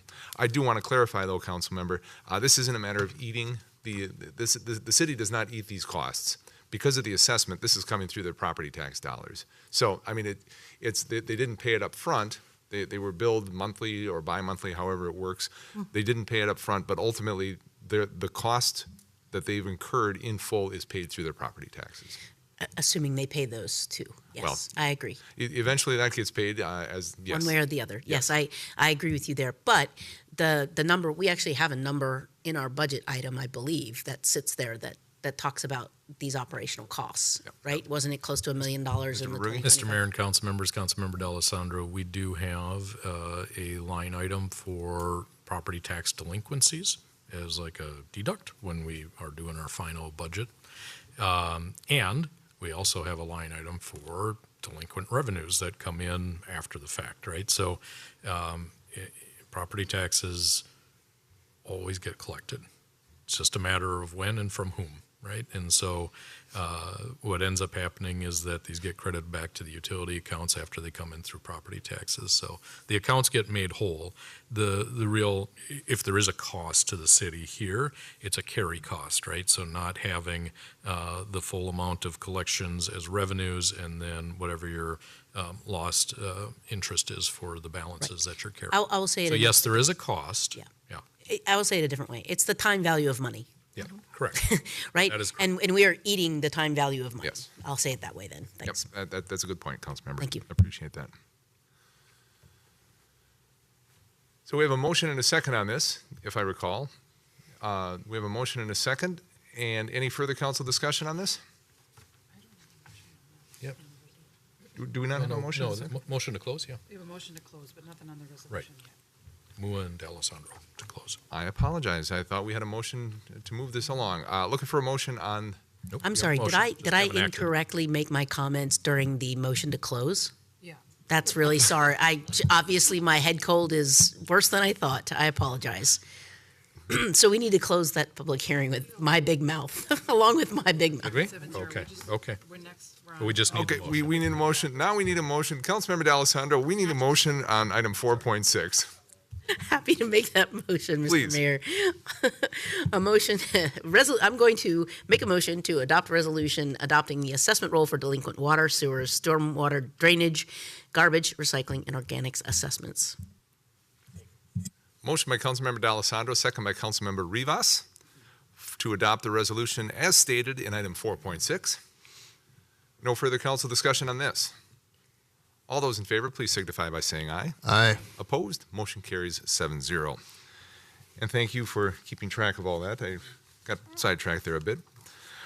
Our final public hearing of the evening is for civil fines. This is item 4.7, and I will open this public hearing. This is item 4.7, a public hearing regarding civil fines for property-related violation assessments. Anyone in the council chambers wishing to speak, please come forward. And thank you for your patience in sticking with us as we get through everything else. Good evening. What we'll do with this, the public hearing, we need your name if we could, please. Make sure we get that for the record. And then we've got the 5-minute clock on the walls. So on every public hearing, we allow folks to speak up to 5 minutes. So, and then you can sign in after you're done. So that's fine. So, good evening. Welcome. Hi, I'm here on behalf of my brother Amanullah Hadarsi. He's on a fixed income. And again, I'm sorry, if you could state your name so we have that for the record as well, too. Raj Melaswan. Okay, thank you. I'm here on behalf of my brother Amanullah Hadarsi. He owns the property here in Bloomington. Okay, thank you. So he does have a trailer. And last year we were moving out, and we were kind of shifting the stuff from the house in and out by using a trailer. So we got the notice the trailer is too big to park in front of the house. So I came here and I said that we are using this trailer because we are gonna have a renovation in our house. We need a trailer to use, and we are moving the stuff in and out. And they fined us $250. And after I talked to the city attorney, he said he's gonna waive, and I signed the contract. And this summer again, we are still not done. We had a contractor coming and do some work in our house. And again, we are using their trailer. So one of those guys came and saw the trailer was parked outside in our house because we are using it. And they fined us. Now they increased the late fee and penalty, so it came to $350. Well, my brother, he's a disabled. He's on a fixed income. And we were using the trailer to do our stuff, our personal business. And when we don't use trailer, we store somewhere else. And this is the summer, and it's a good time for us to do the work inside the house, moving in and out, whatever. We have a big family, so we help each other. So I'm here to ask, this is ridiculous to fine us $350 with a fixed income. We can barely survive. We can't meet our ends meet either, you know. We have all these kind of bills. We just paid $500 for the water and garbage, you know, I mean, and we have other expense, and we are using this trailer. It's not that we are parking this trailer outside our house to make you guys annoyed, there's a purpose of it. So I'm asking, to waive this fee, $350, or do something else. Thank you for coming tonight, and thank you for the information. Let me ask you a couple of questions. Did you use the administrative hearing officer that we described earlier? That process? Yeah, I think I was in a meeting here in August 28th, Yes. and they asked me to come tonight. That's why I'm here. Okay. Yeah, so this is the first time that I don't know. This is the first time Understood. I'm seeing And it can be confusing. I understand that. But so you did go to the administrative hearing officer on August 28th. Yes. And Ms. Manderscheid, I believe you provided the council with some information about the different findings of the administrative hearing officer. Yes, Mayor and members, I pulled up the proposed findings of fact, conclusions of law, and recommendation from the hearing officer that held the hearing on August 28th related to this particular property that's being discussed. And I don't know to what extent you want me to get into the details, but I can skip to the ultimate recommendation, which was to uphold. Yeah, the owner didn't comply with the terms. There were multiple agreements with the property owner, and the owner has not paid the fines. It's an amount of $325. Just for the benefit of the council and trying to make this decision, can you summarize just quickly, just briefly, the different agreements that were agreed to and not met?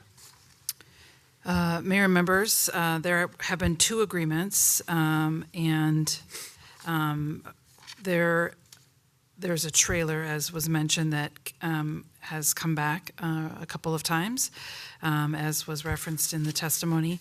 There has been no contact, as explained to me, with environmental health to request more time. And so the hearing officer concluded that the requirements of the violation have been met and is recommending that the assessment be made. Thank you, Ms. Manderscheid. Council, any questions from Ms. Manderscheid on this one? I do. Councilmember Rivas. I do have a question. Since there's construction going on in there, I mean, when I drive around, occasionally people place these big containers, large trailers, open on the top that they throw all the construction material in, and they stay there for weeks. As long as their work is required to be done. So is that the case in this particular event, or what is the trailer like? Mr. Mayor and council members, thank you, Councilmember Rivas. I think one of the issues here is that the trailer keeps reappearing. It's not complying with code. And as the city attorney said, in the conclusions of law, the owner requested and were granted 2 administrative conferences with the city, January 9th of 2023 and December 5th of 2023 for administrative citations. The owner executed 2 agreements to suspend administrative citation with the city on February 23rd and January 22nd, 2023 and 2024. And then the owner did not comply with the terms of the agreement to suspend the administrative citation that was signed on February 23rd, 2023. So that's the reason is that they had agreements, they understood what the citations were for, and then they continued to violate the code going forward. So they didn't follow the agreement that they had, and that's what resulted in the citation being issued. It's not we violated, but we needed this trailer. That's why it came back. So we do use the trailer. Like I said earlier, we do not make to annoy you guys. We are using the trailer. And while I was in a meeting on the August 28th, I didn't know this. And they told us, if you need to use the trailer, give us a heads up. So you are going to use this trailer so you don't get the ticket or violation. You know, it's not that it coming back, yeah, because we are using. Right now, we have already stored. We are done with our work. It might come back in the next summer, and now I know that when we bring our trailer, I'm gonna have to let you know that this trailer is out there, we are gonna be using. So right now, we have already stored. It's not parked outside the house. Thank you, Ms. Manderscheid. Mayor, members, the information that was just provided is relatively consistent with what was provided during the hearing in August, the end of August. At that time, the owner admitted that the oversized trailer is stored on the property during the summer months. The staff explained to the testifier tonight, I believe, that the size of the trailer cannot be stored on residential property. And if there is a home improvement project that requires the use of the trailer, that they need to contact staff to request a temporary storage of the oversized trailer. So based on the information that was provided, it appears that the owner and the person here tonight understand the requirements of the law. It's been a part of the conversation that they have had at several different staff levels over the year, over more than a year. So it's certainly up to the discretion of the city council. It is the recommendation of staff and consistent with the recommendation of the hearing officer that the assessment be sustained. Thank you. Thank you. I think if the council has questions, Council Member D'Alessandro? Thank you, Mr. Mayor. I just want to clarify. So the original violation happened before, and the issue at hand is that the size of the trailer is bigger than what we allow because it's 8'6" or something to that effect. I guess my question to the appellant here, or to you, Mr. Mayor, is if we waived the fee the first time and we said, don't use this trailer, it's bigger than what we allow, why did the trailer come back a second time? Doesn't mean that you couldn't have used a different trailer that fit the right dimensions, or that you could have, if you're doing a home improvement project, that you would pull a permit, and then when you pull a permit, you can use a trailer, right? But it seems like we did the right thing first by waiving the fee the first time and said, yeah, just this trailer's too big. Don't bring it back. Like, don't use it. And the options existed to have a smaller trailer or a different kind of trailer or a permit issued, which gave a temporary license to the trailer, and none of those were exercised. So I guess my question would be, like, how is that going to happen again next year if we waive the fee again?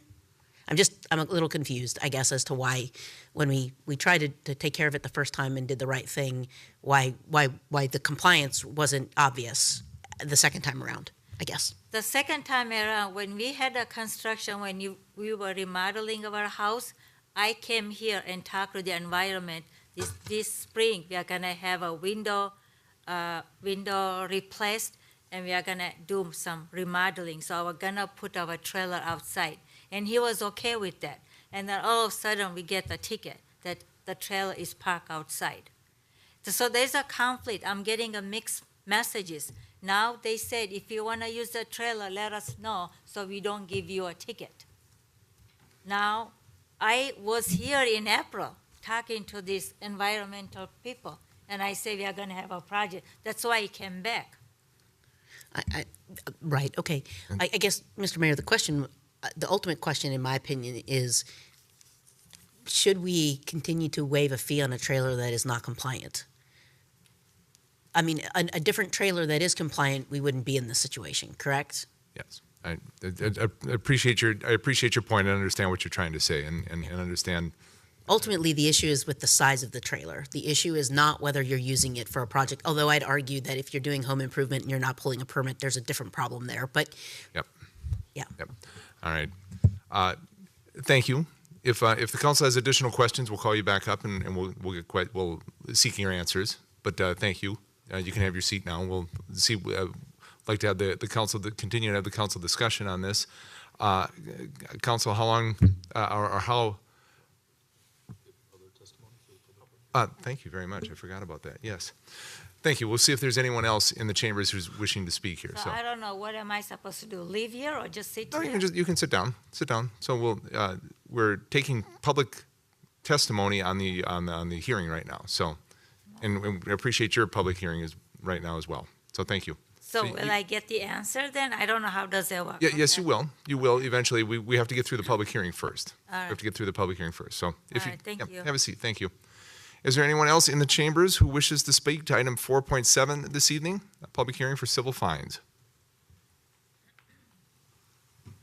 Hi, Robert Coleman. I'm not one of the people on the list of people who have a fine. I'm not talking about that. I do have a friend who just like 30 minutes ago realized that she was on the list, and I'm not asking anything specific about her case, but I just want to ask, like, if it's not, right, because this is about, it hasn't been paid, so it's going to go onto the tax bill, is there an additional penalty for that? And then the second thing is, her specific thing was the public nuisance category. I understand that that's, too late to talk about that, but just like what further, like if she still has any recourse, or if she thought that they were settled with the city and didn't realize that there was more that needed to be done. So just asking in general, this wasn't by like her request, just asking.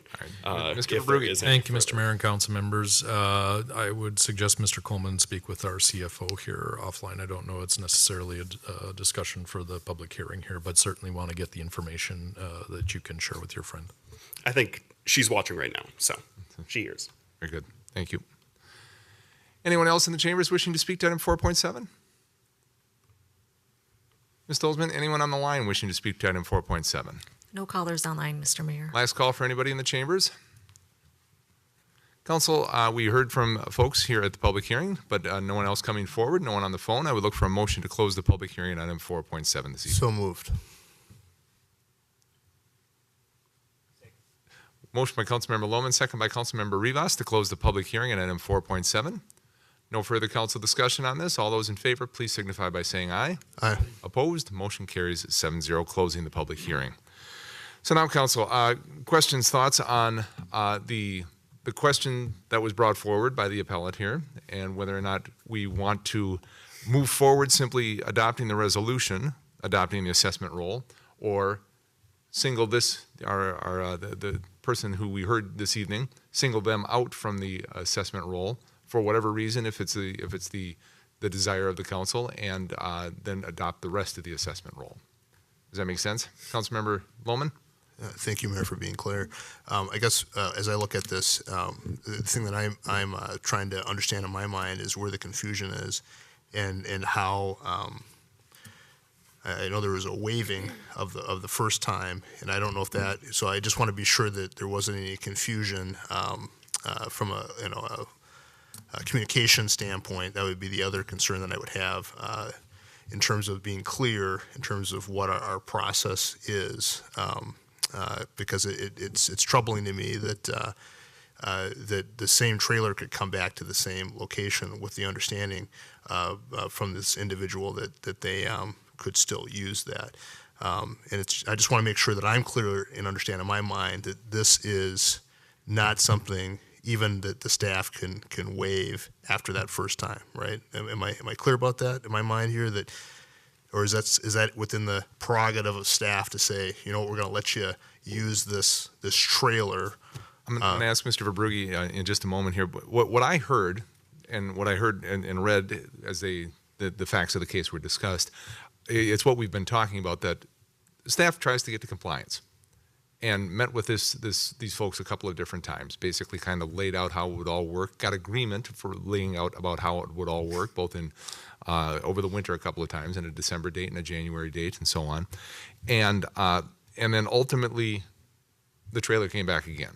So I don't know if there was a confusion. I'm not sure exactly what it was. What I was hearing is that the staff was working toward compliance, and the compliance wasn't there. Mr. Verbrugge, your thoughts on that? Mr. Mayor and council members, I think that's a pretty good summary. I would just reiterate that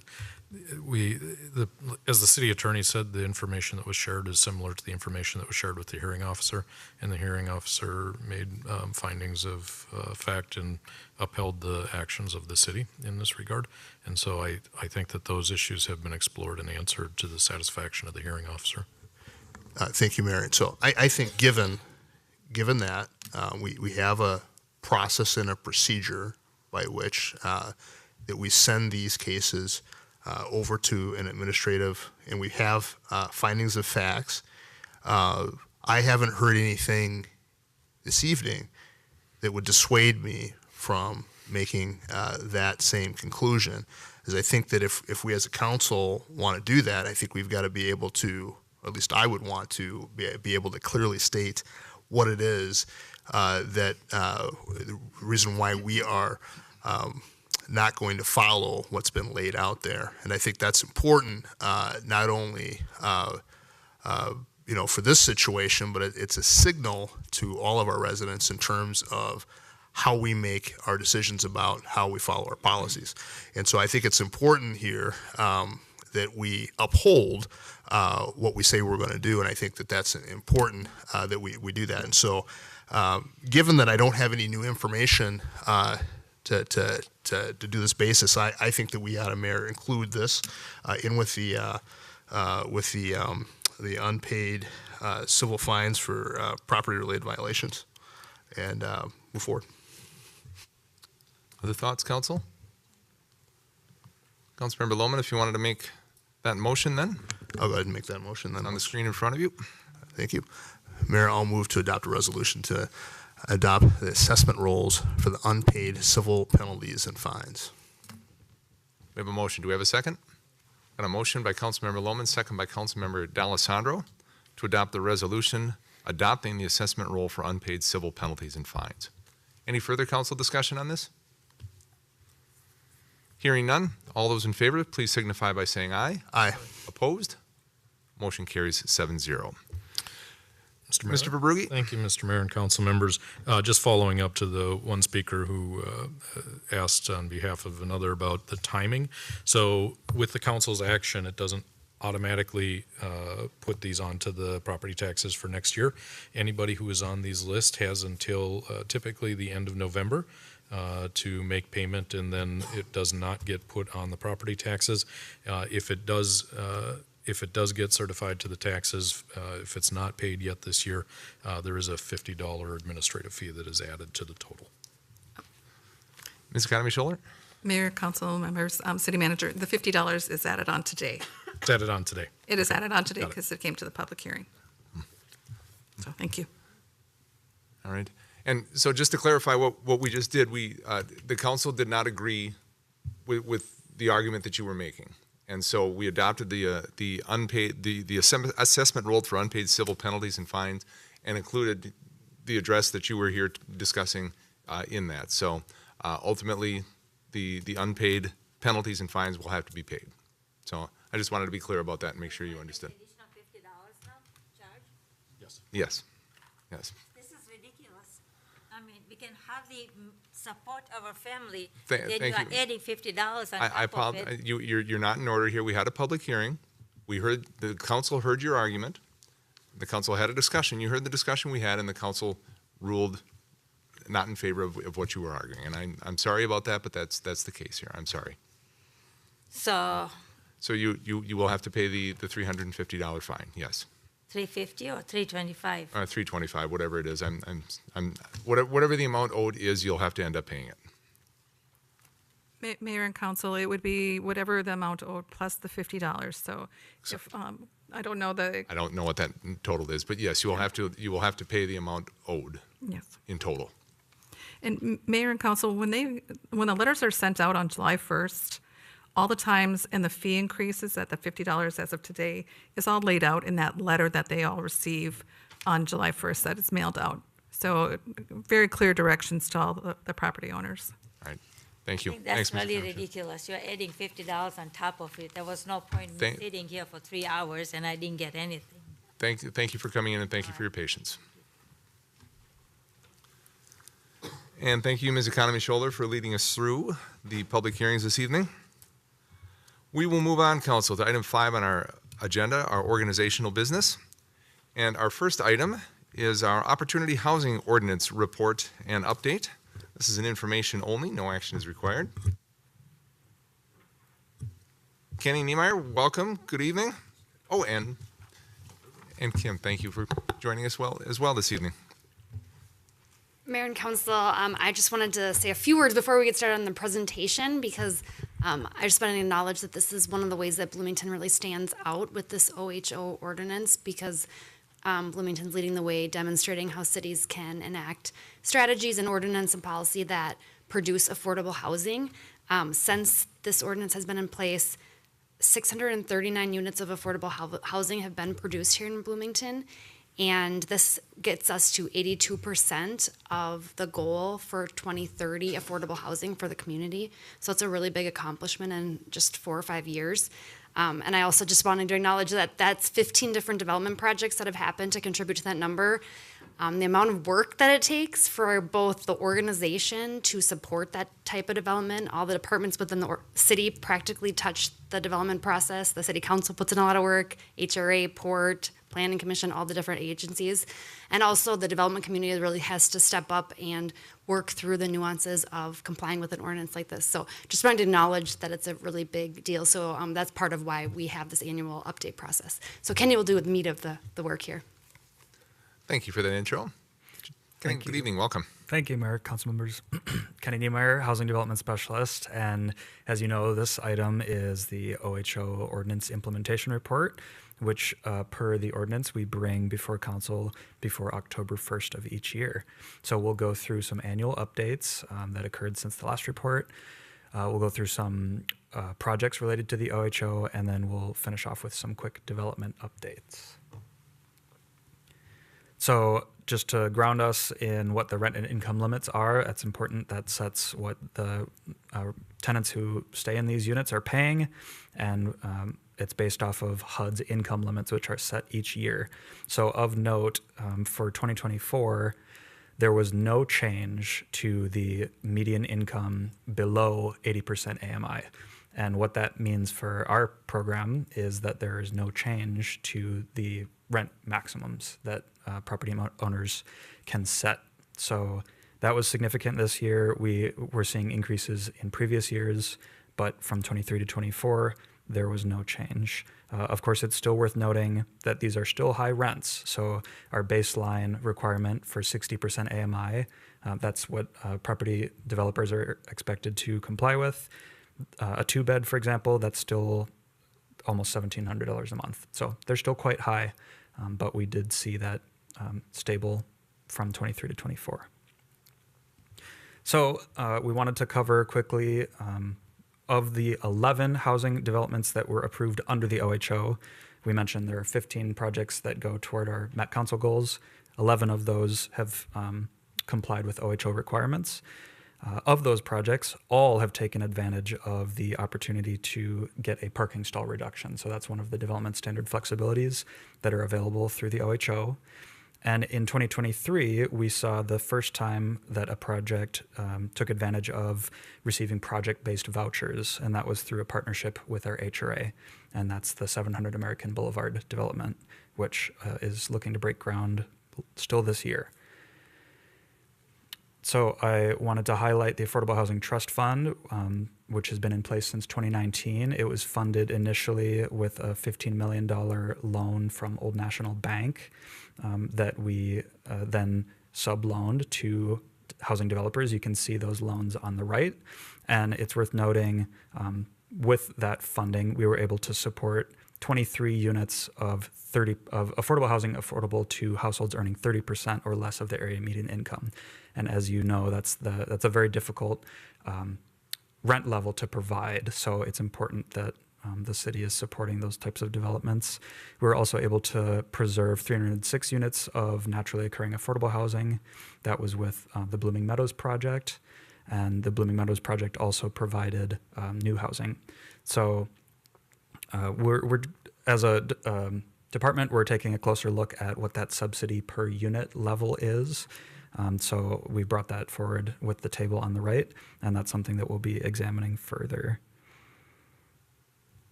We also had our first formal year of our compliance program. So we stood that program up this year. Besides the 12 active LIHTC projects, low-income housing tax credit projects in Bloomington, which take care, their compliance is conducted through Minnesota Housing. So besides those projects, we did outreach to all of the projects that were developed under the OHO and worked with them to get to compliance. So in some cases, there were developments that needed some additional assistance provided through technical assistance from Bloomington staff to get to a state of compliance. In one case, there was a property that we required to give back pay to residents that were charged rents or fees that weren't in accordance with their agreements. So that did take place in 2023. And we also provided additional technical assistance to some of the developments that recently opened and found great results there. So one thing that we'll be considering going forward is if a partnership with an external partner to conduct some of the compliance and technical assistance would be appropriate. And that is demonstrated by some of our peer communities who have that type of external partnership. And it allows for a more uniform application of the eligibility qualification process. So next, I'll touch on the Housing Nexus study. This is an item that I've brought before you before, and I'm happy to say that the Met Council awarded the City of Bloomington $45,000 to fund a renewed Housing Nexus study, and we're currently finalizing the request for proposal to be released hopefully in September, and to get results of that study later this year and then implement those changes. And what we'll specifically be looking at are reevaluating the requirement that the OHO imposes on developers. So that's that 9% at 60% AMI. We'll also be looking at the fee in lieu rate, which is currently $9.60 per square foot. And then we have some additional study questions that we may work with an external consultant to look into. And then I also wanted to highlight some study items that staff will be undertaking. I'll just leave these up for you to look at, but these are things that we're looking at with regards to the OHO.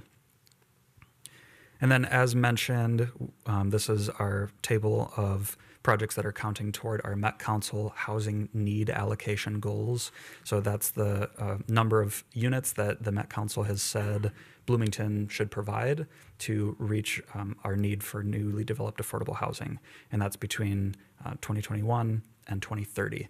And so we've got great news to highlight, which is that we have exceeded our goal with regards to 60% production of 60% AMI units.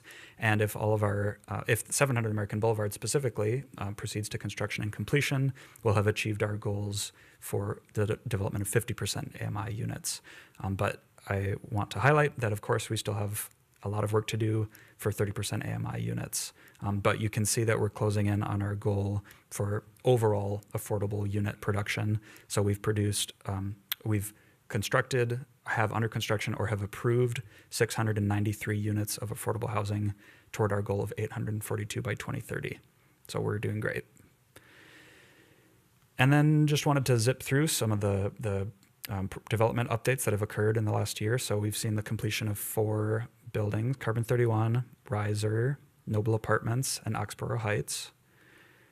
Currently, there are 3 developments under construction. So 6701 West 78th Street is doing groundwork currently. They've just got word that they'll be completing the asbestos remediation within the next week or 2, so that's great news.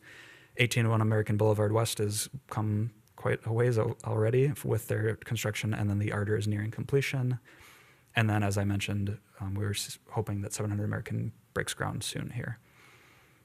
So that is the update report. Thank you, Mr. Niemeyer. Council questions? Councilmember Mua. Thank you, Mayor. Thanks for being here tonight. When you had the slide up with the incentives, and there were 3 that weren't used. Have we gotten any feedback from developers on why those 3 in particular aren't being used? Thank you, Mayor, Councilmember Moa. With regards to the floor area ratio bonus, so that's the incentive on the farthest right, what I've heard is that there's a curious interaction between the density bonus incentive, which you can see has been utilized, where if you get one, it kind of disincentives the use, the relevance of the other. So they're almost duplicating efforts. So far we've just seen utilization of the density bonus. For development fee deferment and landscape fee in lieu reduction, for for both of those incentives, one of the issues is funding. So I mentioned before, our Affordable Housing Trust Fund has been expended. It's been allocated to projects. There hasn't been a different source of funding identified that would pay for these specific incentives. So that's been ongoing work. You can see one of the other incentives, the development fee reimbursement. That was an incentive that we were able to fund. I believe that was the Lindale Flats development. So for the three that haven't been used, there are budgetary reasons as well as this kind of duplication of efforts. Council, additional questions? This is very good information, and agree. This is a feather in the cap of the city of Bloomington in terms of the work that was done originally to pull this all together, and how it's been implemented now is very impressive. I've said before a number of times, you're doing something right when other cities want to copy you, and there's a lot of cities I think that are looking at this as the template for success in their affordable and opportunity housing market within their cities. And so appreciate the work that has been done on this, and the thought and creativity and flexibility that have gone into this, because that's obviously an important part of it, and I think obviously an important need, because we keep hearing and we keep seeing, and it's playing out across the state, that affordable and opportunity housing is not plug and play. It doesn't work the same everywhere. It's got to be specific to the community that it's in, and it takes, I think, a commitment by the city involved, and the developers and agencies and the state and so on. I think it just takes the commitment of a lot of folks to make it all work. And so we got a lot to be proud of with this in Bloomington, and the work that we're doing here in Bloomington. And a lot to be proud of as a council for the work that we've put into this, and thankful for the councils before us who made sure this happened and kind of laid the foundation that we could get this work done. So, Councilmember Lohman. Mayor, thank you for those words. I have no doubt that we will achieve those goals. My question is, what's next? Now that we've set the gold standard, for this type of work, where do we skate to next? Mayor, council members, Councilmember Lohman, that's kind of an exciting question. I don't want to run away with it, but I think I'll highlight some of our additional topics to look at. So I know I've heard from the council, from you all, that we want to get more involved with the development of affordable home ownership. So I think we're really looking to see, is there a way that we can retool some of the way that the OHO is structured to specifically benefit those ownership projects, or is there a way we can utilize funding sources that the city hasn't engaged with yet to date that might be able to facilitate some of those projects?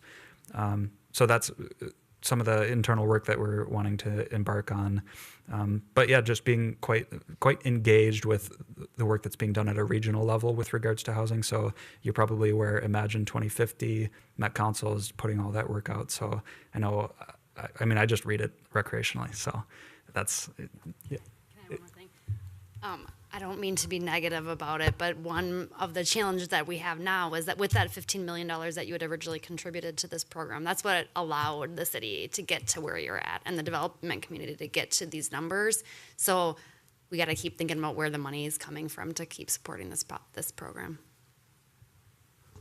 Thank you for that. And I know there's a couple of folks that are on the HRA and those folks that are on the port that help us to do some of the things you talked about. And money's always in short supply, but I've certainly been a champion of getting those dollars and resources out there. So,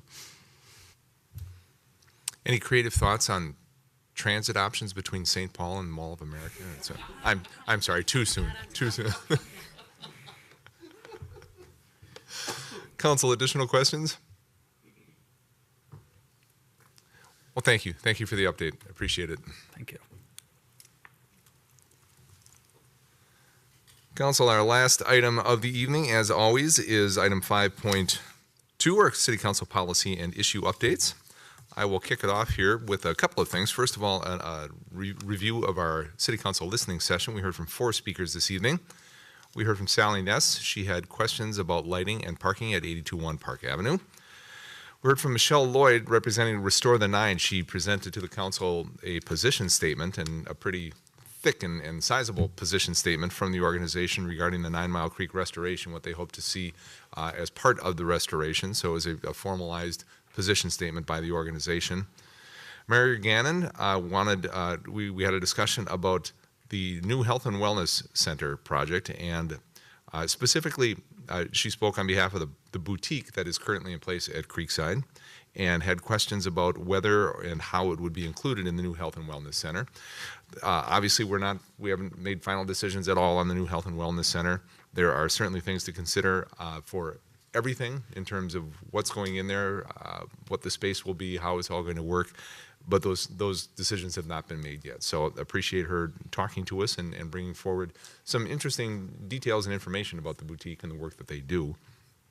And we heard from Robert Coleman, who had questions about the Riverview Corridor, which was the bad joke that I just made. I was referencing the Riverview Corridor, as we all know, was a long-term project proposed by Ramsey County to connect downtown St. Paul to the airport and ultimately Mall of America with either a modern streetcar or a bus rapid transit system. And just this past week, the commissioner, the Ramsey County commissioner working on it, Rafael Ortega, made the decision to withdraw the Ramsey County support of the project, both the financial and staff and time support of the project, just because he felt there wasn't overall support for the project and didn't want to continue to commit resources from Ramsey County to something that he didn't think had the support to move forward. So it's disappointing because as I said to all of you, I've been working on that one for more than a decade now, and so that's one thing now off my list of the commitments that I have. So goodness only knows what I'll do with all the time that I have now. And but they did leave the door open if things should change in the future, that they would restart the conversation as to what might work best for the Riverview Corridor. The second thing that I wanted to bring up was related to item, what was it, 3.7, the Park and Go interim use permit, and we moved that forward. And what I had mentioned, and I think what I would like to do is, we've got a lot going on in terms of what off-site airport parking means in the city of Bloomington right now. And what I would like to do is direct staff to look at those issues and kind of dig in, review those issues, continue working with Park and Go, because as we've been talking about a number of times today, we're trying to get to compliance. We try to get to yes and the work that we do. So to continue to work with our folks at Park and Go and bring back to the council in the next month or so some ideas and some options, some possibilities about what direction we might be able to take. And I think that's the best way to go right now, just because as I said, there's just a lot of issues floating around about this specific issue of off-site airport parking in Bloomington. And I want to make sure that we don't do this piecemeal. I'd rather do it very carefully, thoughtfully, and with a look at the entire South Loop and the development plan that we have there, that it makes sense. And so if I can get the nodding heads necessary, I'd like to direct staff to do a bit of work on that and bring back some options to us in the next month or so. Councilmember D'Alessandro. Thank you, Mr. Mayor. Just one quick question. Sure. When you mentioned directing staff to do that, what staff are we talking about, and what are they going to stop doing in order to do this? I know we're at the end and we have work plans in flight, and I just want to be sure we're not piling on a little bit at the end. Although I completely agree that the information is important. Councilmember, that's a good question. Mr. Verbrugge? Mr. Mayor and council members, Councilmember D'Alessandro, I do appreciate you asking that question, and we'll include if whatever we come up with or whatever we bring back to the council, we'll have an outline of what we expect in terms of time and intensity, just to give staff or council an idea of what we're talking about here. So said another way, if I may, you have enough staff time to come up with a high level plan. And that high level plan will include the details on what kind of staff expectation there is. Yeah, Mr. Mayor and council members, Councilmember D'Alessandro, we've already started talking among staff over the last couple weeks about some options. So we already have some ideas, but we just need a little bit more time to coalesce them. Councilmember Malone? So just some logistical questions I want to ask, just so in terms of the business that's existing there, how long might this take to kind of get this resolved? or till we get to a policy around this? Is there a time horizon that we're looking at for this? And then what are the implications for the existing business, given what we did earlier today in terms of, what will that mean for that business? I think the answer there, Councilmember, is TBD. I'd like staff to take a look at things and figure out exactly how it's all going to work, and don't want to say anything here that might throw things, a monkey wrench into things. I'd rather let staff do their work and come back with some options for us. You're thinking about getting some of those initial questions maybe answered maybe next meeting, or? I wouldn't say next meeting. I would say. Yeah, I heard the mayor say within the month, council members, and we do know that, with the action that the council took tonight, there's an October deadline, essentially. And so, we spent a lot of time tonight talking on a number of issues about, wanting to bring folks into compliance, right? And I don't think that we want to be in a position where property owners are knowingly not in compliance. And so I think what we will do is come back to you within a timeline so that we can try to keep that from happening. Okay, that's my concern, that we figure that out. Yeah, thank you. Very good. Any additional questions on that? All right, that's all I have. Mr. Verbrugge, do you have anything to add to our policy and issue update? I do not, Mr. Mayor. Thank you. Thank you. Council, anything to bring forward? Councilmember D'Alessandro. Thank you, Mr. Mayor. I did have one thing. Very recently, I think we've all learned as voters that there will be a ballot question for the state regarding the renewal of the Environmental and Natural Resources Lottery Fund thingamajig. I think it's officially a trust fund renewal project, right, is what it's called. There are a number of cities that are leveraging indicating their support for that renewal. I didn't. Two questions came to mind. One, are we going to be doing, as part of all the education we're doing about our own budget, ballot initiative, as well as what's on the ballot in November and everything, are we going to have any education offered to folks about that particular item?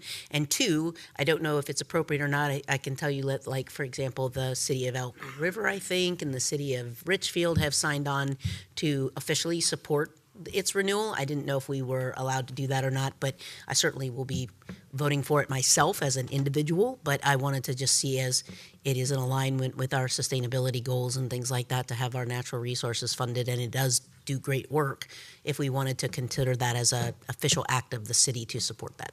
I can't see that it would be out of line with the work that we're doing, or the work that we would support through not only the Sustainability Commission, but the city just in general. Yep. I would appreciate if you have more information about how to, or the mechanics of having the city sign on and saying, yes, we want to be part of this. If you could share it with our city manager, and we could include it in the BTW and figure this out. Sure. There's like a friends of the thing kind of stuff growing, right? And it's increasing in its support. And it's pretty amazing how diverse that support is. You've got your pheasant people and your, Sierra Club and your, like this rural cities and, urban city. So, there seems to be a broad coalition. So yes, I can pass that along to staff if that's something we can do. And then the question would be, what kind of education can we do in support? If we don't want to take a position from an education perspective for the ballot, just wanted to put it on the radar for the city clerk that we are doing something around that if we need to, among all the other things we're doing for the election in November. Mm-hmm. Yep. Yeah. Thank you, Mr. Mayor, council members, Councilmember D'Alessandro. We'll take a quick look at it at staff level and get something back to council relatively soon. And the reason is that early voting starts September 20th, right? So that's just a week from this coming Friday. So any expectation about whether we could put information into a briefing, we're not going to have time to meet those deadlines, but we can take a look at it and then have a follow-up conversation with council and maybe understand better what your own expectations may be in terms of how much city leans into it. Thank you. Thank you, Councilmember. Councilmember Nelson? Yeah, thanks, Mayor. I just want to follow up on Councilmember D'Alessandro's request comment, because when I was looking at that amendment or ballot initiative or whatever it is, that it looked like some of the language changed slightly, particularly regarding clean water to include drinking water and public utilities. And so I guess I have two questions is what impact might that have for the city of Bloomington?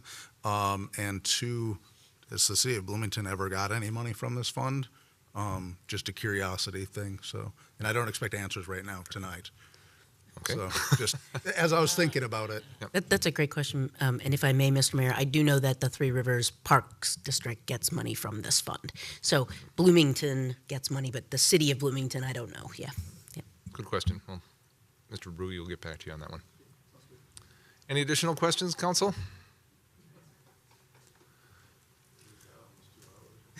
We have Can make a we have motion completed to- our agenda, council. No further issues tonight. I would entertain a motion to adjourn. So moved. Second. Motion and a second to adjourn. No further discussion. All those in favor, please signify by saying aye. Aye. Opposed, motion carries 7-0. Thank you much for the discussion this evening, council. Thanks to everybody who participated in our meeting. Thanks to staff for the work that you did. And everybody have a great rest of your week. Thank you much.